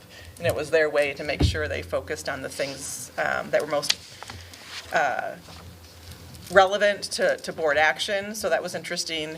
They're a large district and have a goal of trying to be done by 9 most nights, and so that's some of it, where they are pretty focused on efficiency. They survey each other or themselves, I guess, at the end of every meeting, and they report that out weekly or after the board meetings and the Friday update, which I found interesting. They survey each other? Well, they survey, like, was the meeting efficient, yes or no? Oh, okay. No. But they also have a comment section where you could personally comment if you think Ryan talks too much. And that will come out. But I think their point was after they did it a few times, they felt like people became very reflective. And instead of commenting on other people and the efficiency of the meeting, they really started to think more about how they contributed to the meeting. So I think that piece of it is, while I don't know that we need a survey after every meeting and have someone compile the results, I thought that was interesting. They very much focused on the tough on the issues, soft on the people sort of mentality of their board. And so they tried to encourage differing viewpoints and sharing of viewpoints. They wanted to hear differing viewpoints. but they also wanted to work well together. So they just discussed ways that they could achieve that better in the board meetings and just having that a common norm of all the board members to have that as a priority. So that was interesting. They stress board norms in the president roundtable. They stress board norms. We have board norms, but that seems to be a common theme to make sure that board members are working kind of under the same page. So anyways, that's it. That's some highlights for me. Thank you. Get my notes. Glasses, I hear you. Yep. So on Friday, I did a half-day pre-conference workshop called Balancing Effective Governance and Transparency. And it was supposed to be an advanced class on the Open Meetings Act and things like that. It was given by 2 attorneys, none that we've worked with before. It was interesting because what ends up happening in these things a lot of times, especially if it's a legal class, everybody starts asking questions and there's like hundreds of people and it ends up taking over the whole thing and they don't ever get through their presentation. But sometimes I find, the anecdotal stuff is very valuable in a couple of ways. First of all, we can sometimes see similar situations that we get ourselves into. But the other way is to see the wide range of what school boards do and how they act across the state. So you get people in there that, some of the things that are brought up, you would think, oh my goodness, we would never, that would never be us. So it gives you a good representation, I think, of the work that we do and how it compares to what other people think, how they set their priorities, I'll put it that way. I guess I'm trying to be nice and not saying there's, but there are some wackadoo things that end up coming up in some of these meetings, so. Not quite. Those things are also helpful. So the other, one of the other things I went to was on Senate Bill 100, which is the one about discipline and, trying to keep kids in school as much as possible. There was one that was just in the news a couple weeks ago. Different though. The confinement one? Yeah. Isolated seclusion. That was very much in the legislative update because that was a hot topic, but yes. Yeah. So this was more about one school, the DuPage High School District. I think it's in Addison. It was a plan that they came up with, and it was very insightful. One of the things is it's a very diverse district, so they have a lot of grant money that they can use that we would not have open, available to us. But they had things. They hired people to transition kids that were in school suspension back into the classroom, and out of school suspension. They also had someone that they had hired for that purpose. But I think the most important thing that I thought that came out of there, a lot of the focus is turning toward, with SEL, is turning toward trauma and discovering trauma that kids have gone through and what to do about it. And while this talked about how important that was, it also talked about how you shouldn't lose sight of the fact that there are differences in diversity and racial differences that do cause part of the achievement gap, and that you shouldn't lose sight of that for the trauma, for the trend of trauma. They said, make sure that you add it to and not do it instead of. So I thought that was important to hear. And then the other one, another thing I went to was about using video conferencing for classrooms, and it talked about when classes were too small, but it was like if you have more than one high school, you could, and you had 3 in one class and 10 in another, you could video conference them in. It was really kind of an ad for the guy who had developed the software. Yeah. So that's it. Meg? Thank you. I had some crossover, but one I went to is kind of complementary to yours. It was called School Safety, Student Discipline, and School Safety After basically post-Parkland, so really looking at what are we doing to stop school shootings versus what are we doing that might potentially be leading students to go down this path. And they really talked a lot about the school to prison pipeline, and the more we bring law enforcement in, the more we criminalize the activities of the students. So their day-to-day becomes not just a slap on the wrist, but we're sending you to the police department because you violated some sort of law, and really just cautioning schools to stay away from kind of heading that direction. Talked a lot about expulsion and separation being really the last resort. It should only be for the most serious kinds of conduct because it actually just makes things worse for them. They asked if we had MOUs with our local law enforcement, do we? And then they brought up this threat assessment protocol teams that's newly required as of December 12th. How are we doing on that? We're good with that. We're good there. Are we gonna get any sort of what our threat assessment is or who's on our team or anything like that? We can always provide that as an update, but we have those teams already formed, and so what we're doing is then matching up with the law to see if and what and how much we need to change any of our teams to make sure we're in compliance. And then I know in January, February, there's the second deadline coming up, so Dr. Fuchs and I and the safety task force have talked about that. I also gave a little bit of history lesson. The first school shooting was 1764, which is awful. Yeah. 1764. Okay. Yeah. 17. Yeah, 17. Schoolhouse. No, I didn't write down. I think I was like. Now you want to ask What? questions. Yeah. Thanks, Anything Meg. else? Do you guys? Thank you. The ones that I attended, actually in the 10-plus years I've been going, these were probably the best grouping of sessions that I've attended. So the ones that I ended up going to were good, and I'm able to bring back a good amount of information.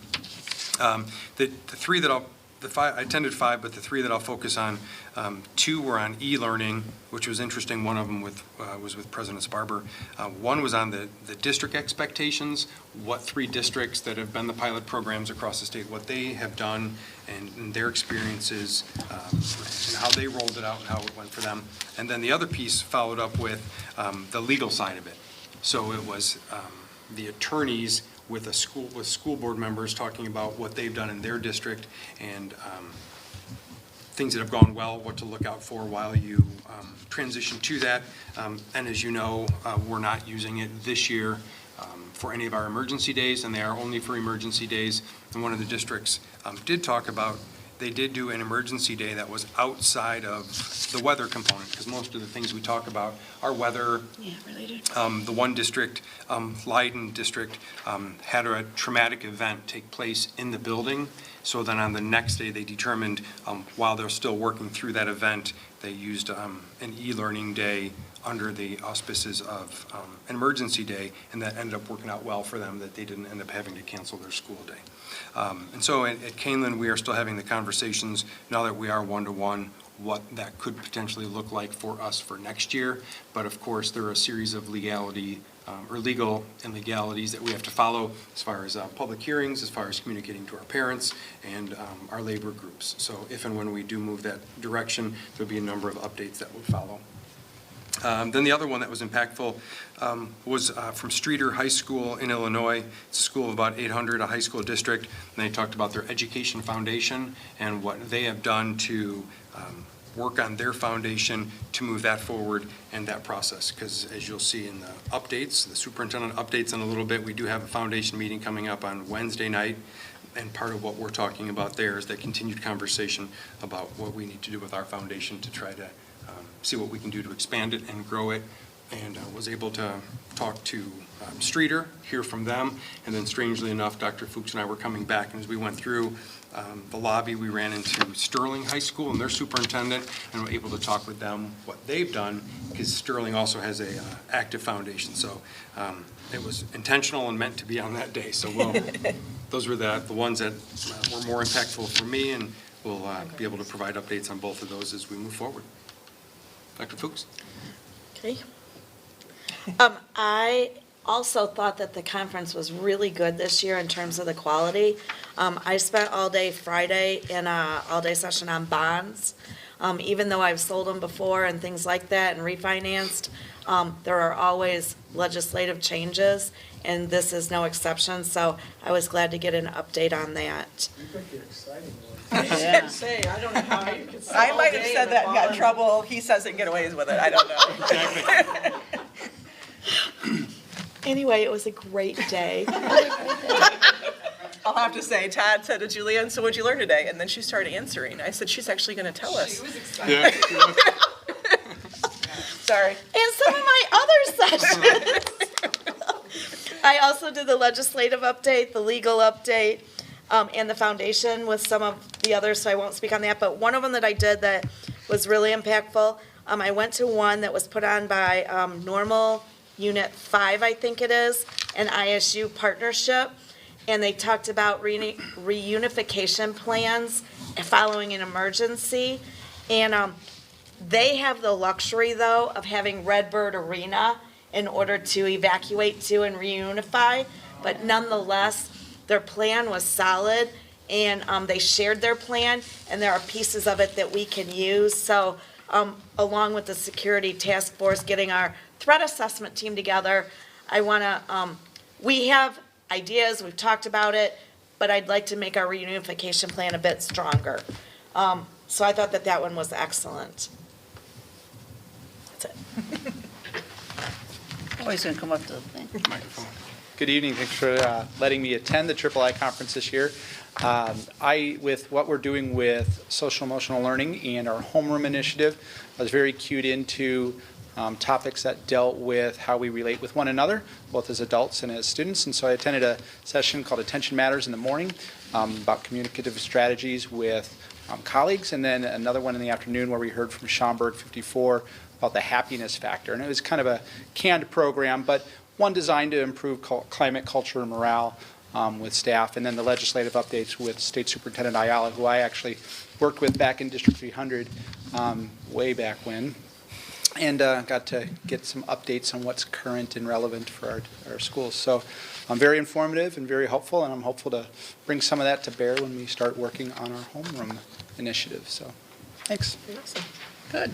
Thank you, and just to close, I want to say thanks to the other board members for taking the time to hear some of the feedback, and then as information in the summer, it's early, it's June or July when it comes out. We'll send that out again. Is it June? Yeah. It's June, and then we'll forward that out again, and if other board members can attend, we'll make sure that we try to be flexible so that we can work through that. And there's a lot of planning and work that goes into it, so I'd like to say thank you to Mrs. Sturkle, who sends email after email out to all of us, and some reminder emails after some of those. So thank you, Beth, for your work planning and organizing that. It's greatly appreciated. And other IASB opportunities that arise through the division meetings, I know you get those, but I'll be sure to send those out too. So thank you for those. Excellent. Thank you. All right. Get one of these. I know, master board member. There aren't that many of them. She is. All right, we'll move on to superintendent board report. Yeah, touched on one already. The foundation meets on Wednesday night, and I know President Sparber will represent the board at that meeting. We have had a couple, traditionally we meet quarterly just to talk about the golf outing, but with the conversation that we've had about is it time to look at the foundation in a different way and how we're going to do it, we have had a couple guest speakers come in. The last time was the executive director of High School District 214. She came in and shared some of their successes, and then on Wednesday night we have another guest speaker coming in who's a Kaneland community member, but works and runs foundations, so he's going to come in and share some of the successes he has seen and been a part of. And then our foundation will have some conversations about what we might be able to do moving forward to shift our direction. The Hall of Fame committee met last week on the 4th, and we meet on the same cycle. The December meeting is to look at all of the potential nominees, to look at their packets, to make sure that they're complete and full. So then what we do, again, Beth being awesome down there, as we get information packets, she compiles them, shares it with the committee, and then the committee talks about them. Our next meeting is in February. February is when we have the full packets, and that's when we'll look through and take our votes in February for our spring inductions. Spelling bees are this Thursday afternoon. Again, while there may not be open spots because some of them have been filled, but if any of you are available and would like to come watch our awesome spellers, let me know. This Friday morning, we do have our annual district municipal officials meeting that was scheduled in October, but weren't able to have it that morning because a couple of our village officials couldn't attend, so we have shifted to this Friday morning.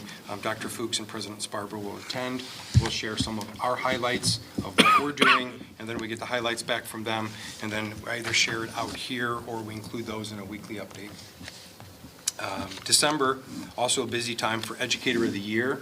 Those nominees have been submitted. The committee has looked through those, and on Monday, a week from today, we will be recognizing those teachers and administrators as nominees for Educator of the Year, and then the press release will follow probably Tuesday afternoon as of next week.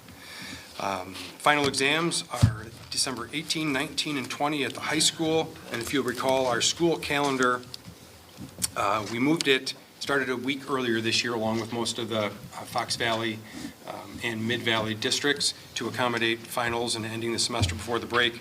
So what we'll do is we'll examine that, get some feedback on how that went, and then we'll bring back our proposed calendar in January. We wanted to make sure we went through this process first.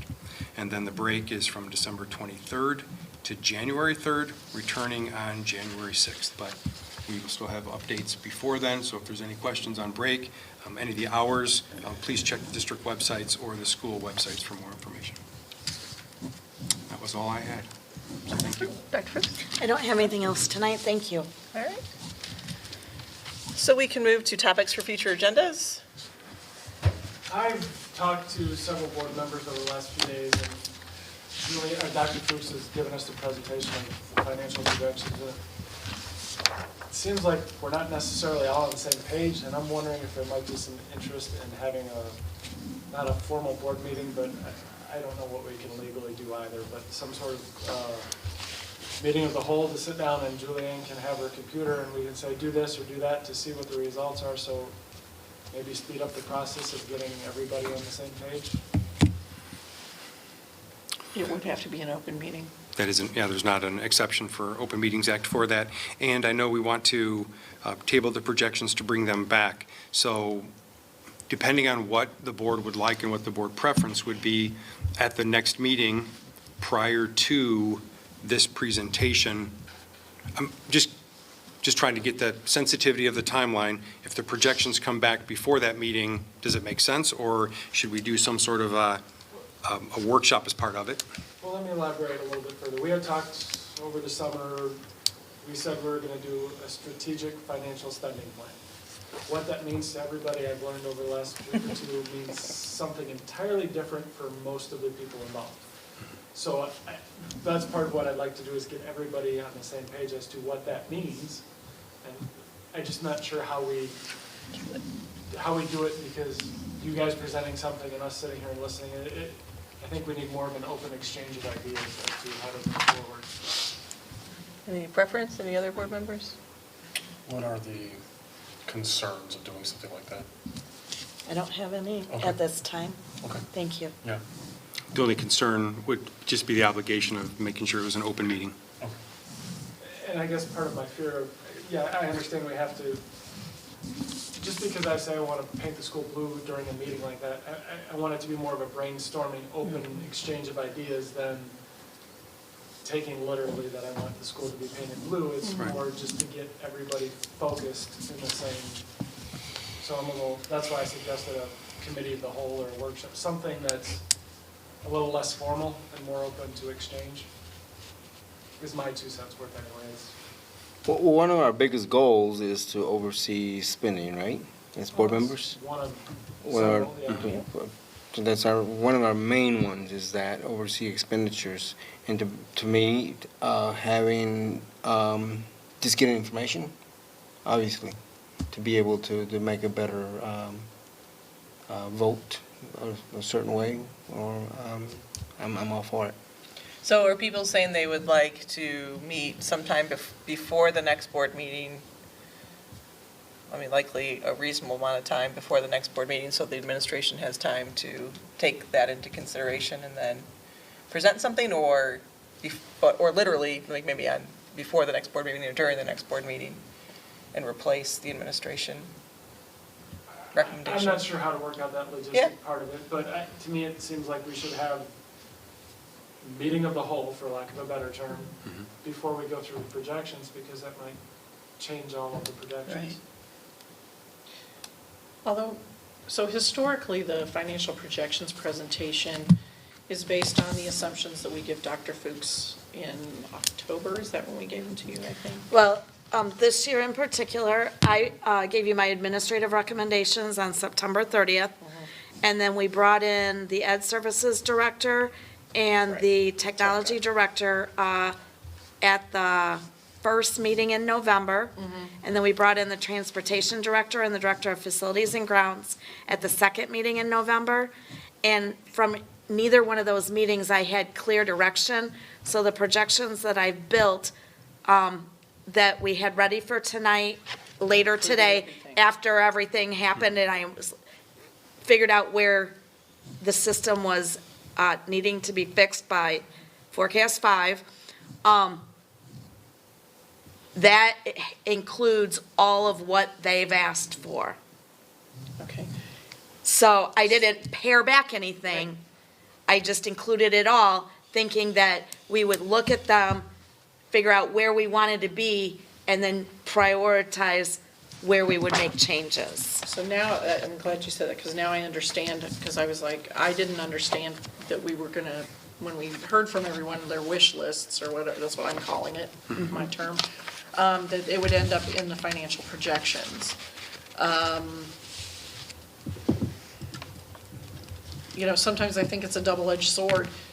Yes, we want information, but there is some information that, you know, like, when you hear everything that somebody wants, you know, and, you know, we do pay administrators and so specifically Dr. Layden to kind of pare through that stuff. But, you know, so I guess I thought that we were going to have another meeting of the type that Ryan's talking about, to look at all those things that people presented and bring them into a smaller. And the board would bring them into a smaller, or the administration would bring them into a smaller? Well, ideally, the administration has done that in the past. They hear the wish list, they cull the list, they bring it to us based on the available funding. We gave them different direction this year. Once we started down that road, this is where we are. So I don't necessarily, you know, now I think that, I guess we have to help cull that list. I don't think that wouldn't be my choice. My choice would be to have had the administration, you know, do that for us as they have in previous years, and brought to us, you know, the highest priorities based, you know, within the parameters, the financial parameters. I'm not saying it's not good to hear what other things people want. So is the question on the table whether or not the administration does that for the next meeting, or whether the board has a meeting in between to help direct that, so we can, are those the two options? I feel like Teresa's right, we've kind of gone down this road, we went through all of these meetings. Went through meetings where we sat and we said, I'm blanking on the one example I wanted to use, it was the one before the school buses. I was the one that was pushing, put $1 million into capital expenditures every year at the meeting because of what I saw on the list. So I was the proponent of that. Now, I feel like I kind of have that position, I think it's right, but the administration, yeah, that's kind of why I want to have this meeting, is that we can, ultimately, the administration needs to bring us a plan to approve. We can't piecemeal this all out as board members picking their each favorite. You'd have 7 different plans. It'd turn into a mess, you're right, we can't do that, but I think we've gone down the road to the point where our input is almost required now, because Julian took everything and threw it in there because she didn't have clear direction as to what she thought we wanted her to do.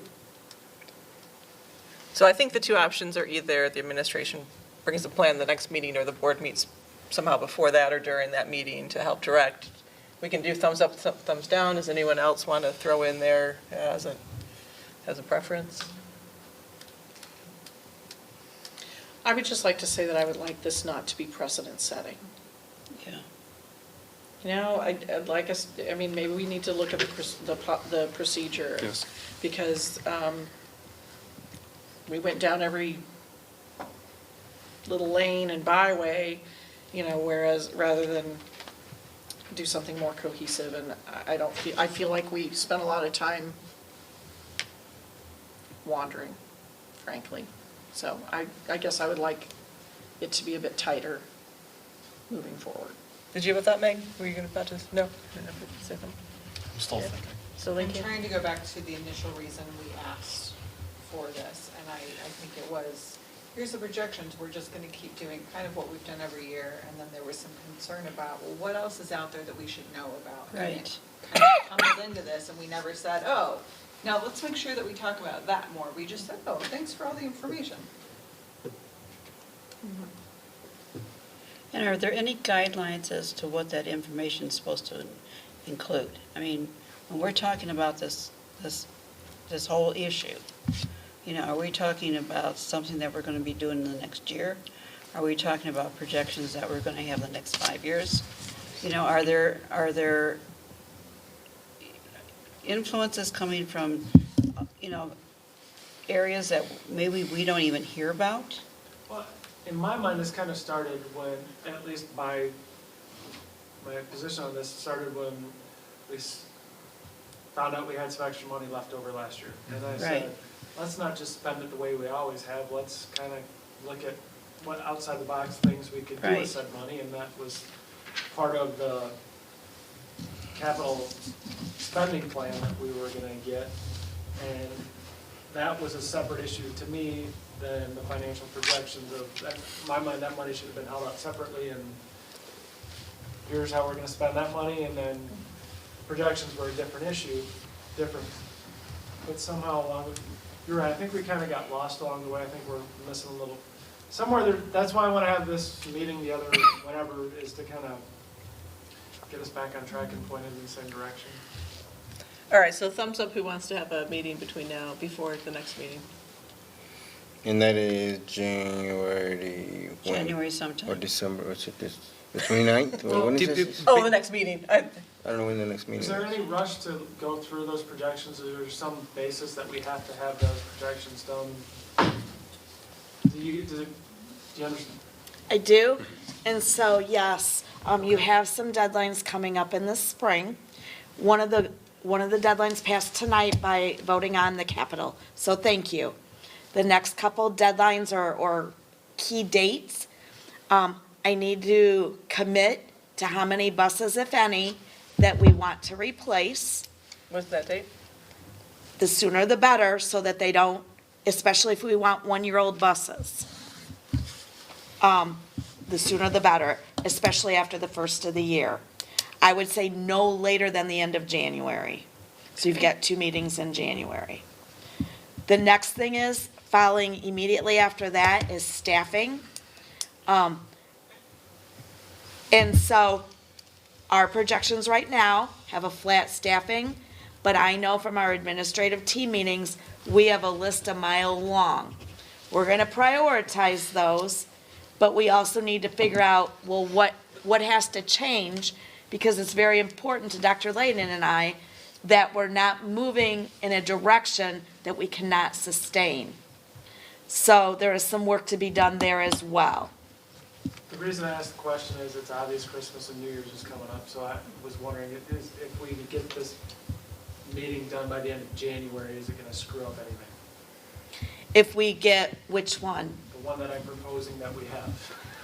Yeah, I would say that you would want to have it in the first half of January so that final decisions can be made by the end of January.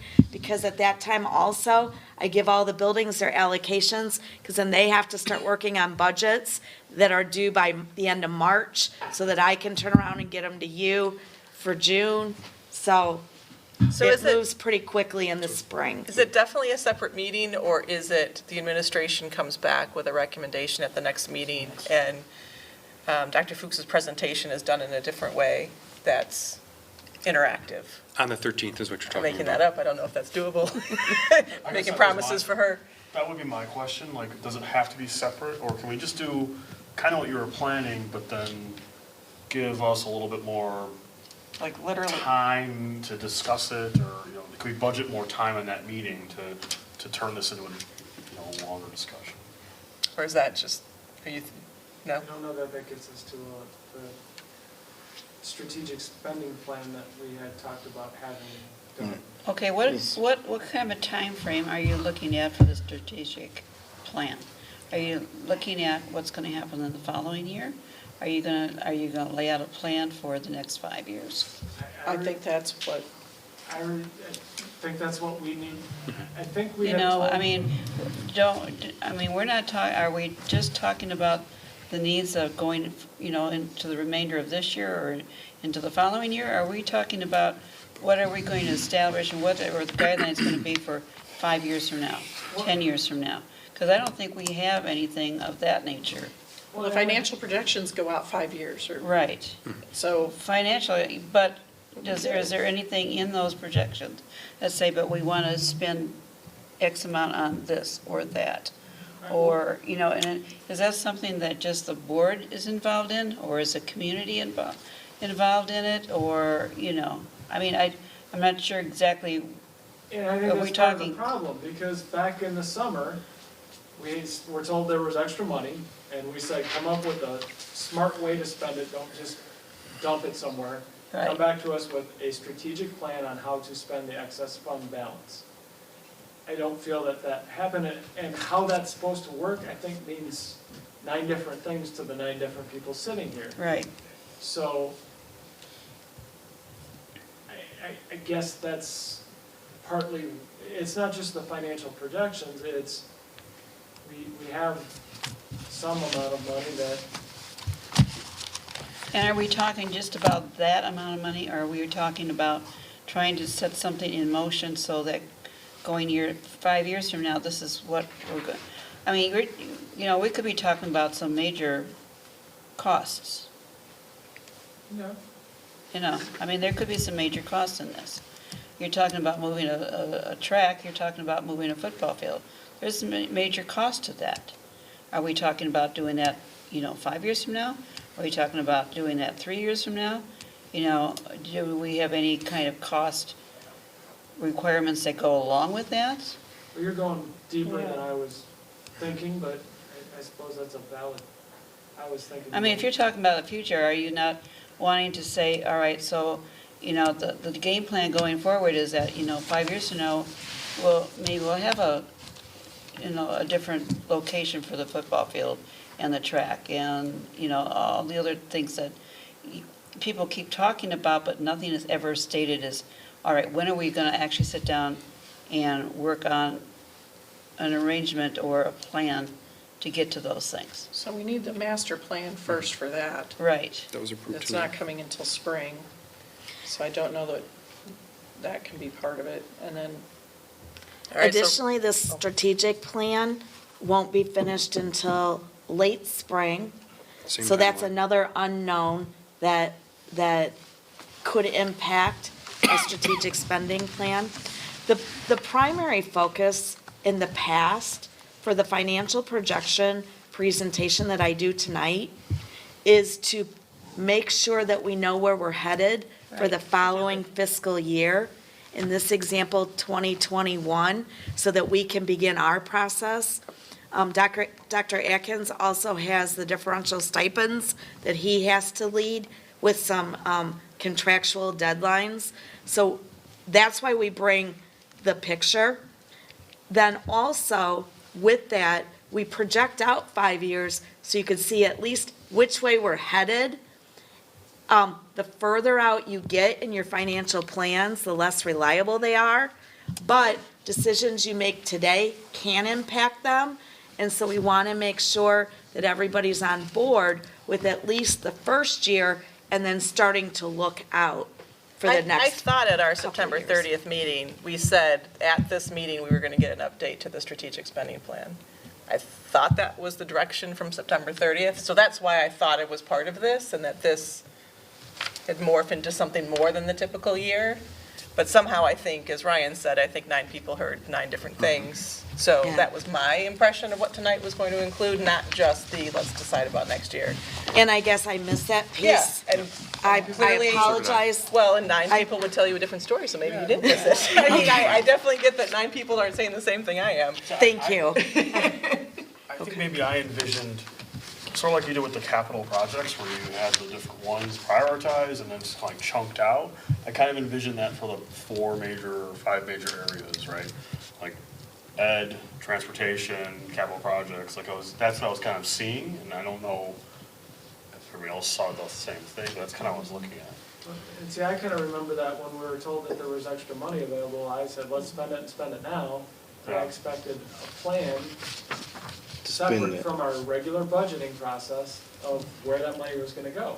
We Which is kinda did. different from what other, so, Didn't we kind of say though, like, I think maybe this money should go towards capital projects? Like, we kind of ended there, right? Like, we were like kind of waffling But we for a never while. defined what those projects And I were think gonna we be. said, And that's but what are we we expect. giving up to say that? And I think we that's did how say the other that, but I presentations think we came kind of in. ended, Yeah. well, capital projects. And I think there were a couple people that even said, whoa, slow down, don't spend it all now, because there are so many unknowns. I think that's I think there were, which is what led to, let's have a strategic Mm-hmm. financial spending plan. Spending plan. So, right, topics, future agendas.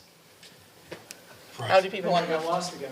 Can I, Oh, We're yeah. getting ready to do the master's plan, right? So we have all this extra money, but we're getting ready to do a master's facility plan. So I would maybe say, should no, be we don't deciding- have all this money. I think that's the issue. Yeah. is I don't know that, I'm not sure that the collective, that there's a collective understanding of where we're at with that. Because that number would, What do you, And that, I think that's part of what we need to discuss at, whenever we determine this meeting's going to take place. That's part of Yeah. what we need to work through, because if we bring a certain recommendation, there has to be the understanding why that recommendation is there. If we bring it too high or too low, it has to be balanced and has to be driven by something. So we have to have that common understanding, like Shawna just talked about, President Sparber talked about, so we're on the same page of why it is what it is and the background to what led us to that. So I think that can be part of that meeting, so that we are all on the same page and not 9 different pages potentially. because I think somewhere along the way, there was a number of $4 million thrown out. Pretty sure that number's not right, because of things have changed over the time.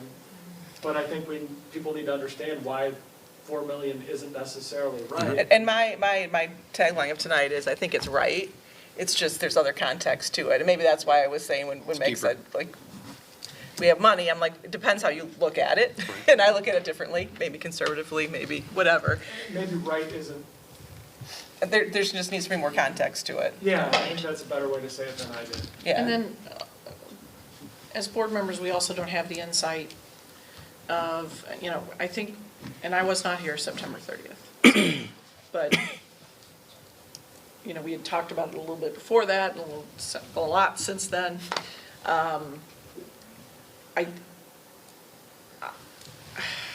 Okay, so I just feel like we need to know.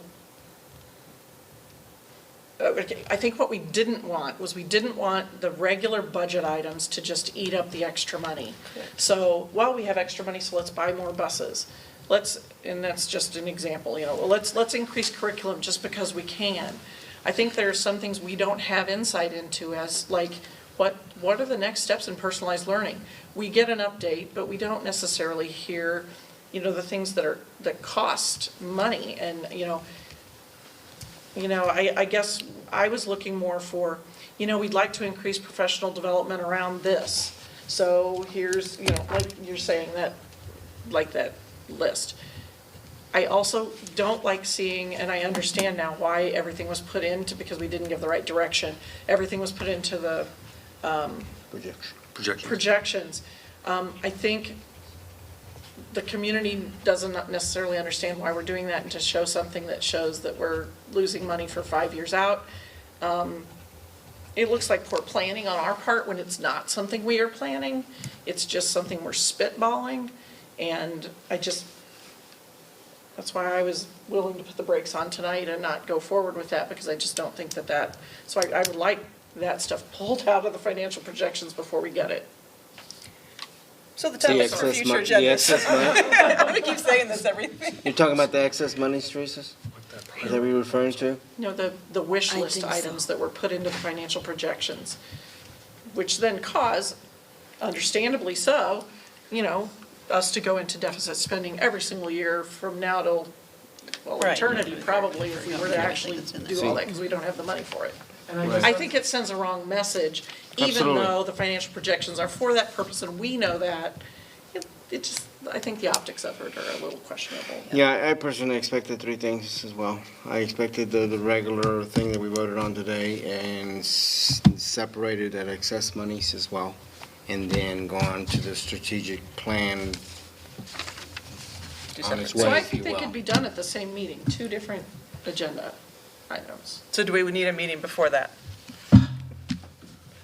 Yeah, thumbs up, thumbs down. Who wants a board meeting before the administrative? Oh, I'm sorry, did you have something to say? I just wanted, is it possible to get that kind of prioritization,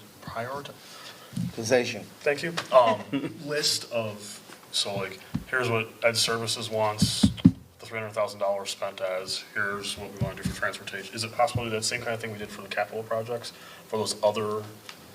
If that's the way you wish Or to is that, spend and it. if it's a lot of work, Or I is it don't just wanna, like I the don't wanna put one- a bunch of work on you either. Is it Work the that one in. next thing that was knocked off the list, or is it like a whole prioritization? I'm just trying to wonder if there's a way in the middle. Yeah, I don't know, and I don't wanna make a huge amount of work, so. So what I would wonder, Yeah. when you're asking for that, how is that different than what was given to you in the presentations that they came to? Yeah. Because they had year by year and the Is it to need. know You're right, you know what? So It's that's where I it's just need to make sure literally- I know what It's is. just the format.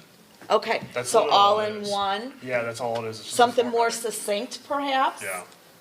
'Cause I mean, And then I I don't know guess- if this is what everybody thought. This is how I envisioned it. though. Sure.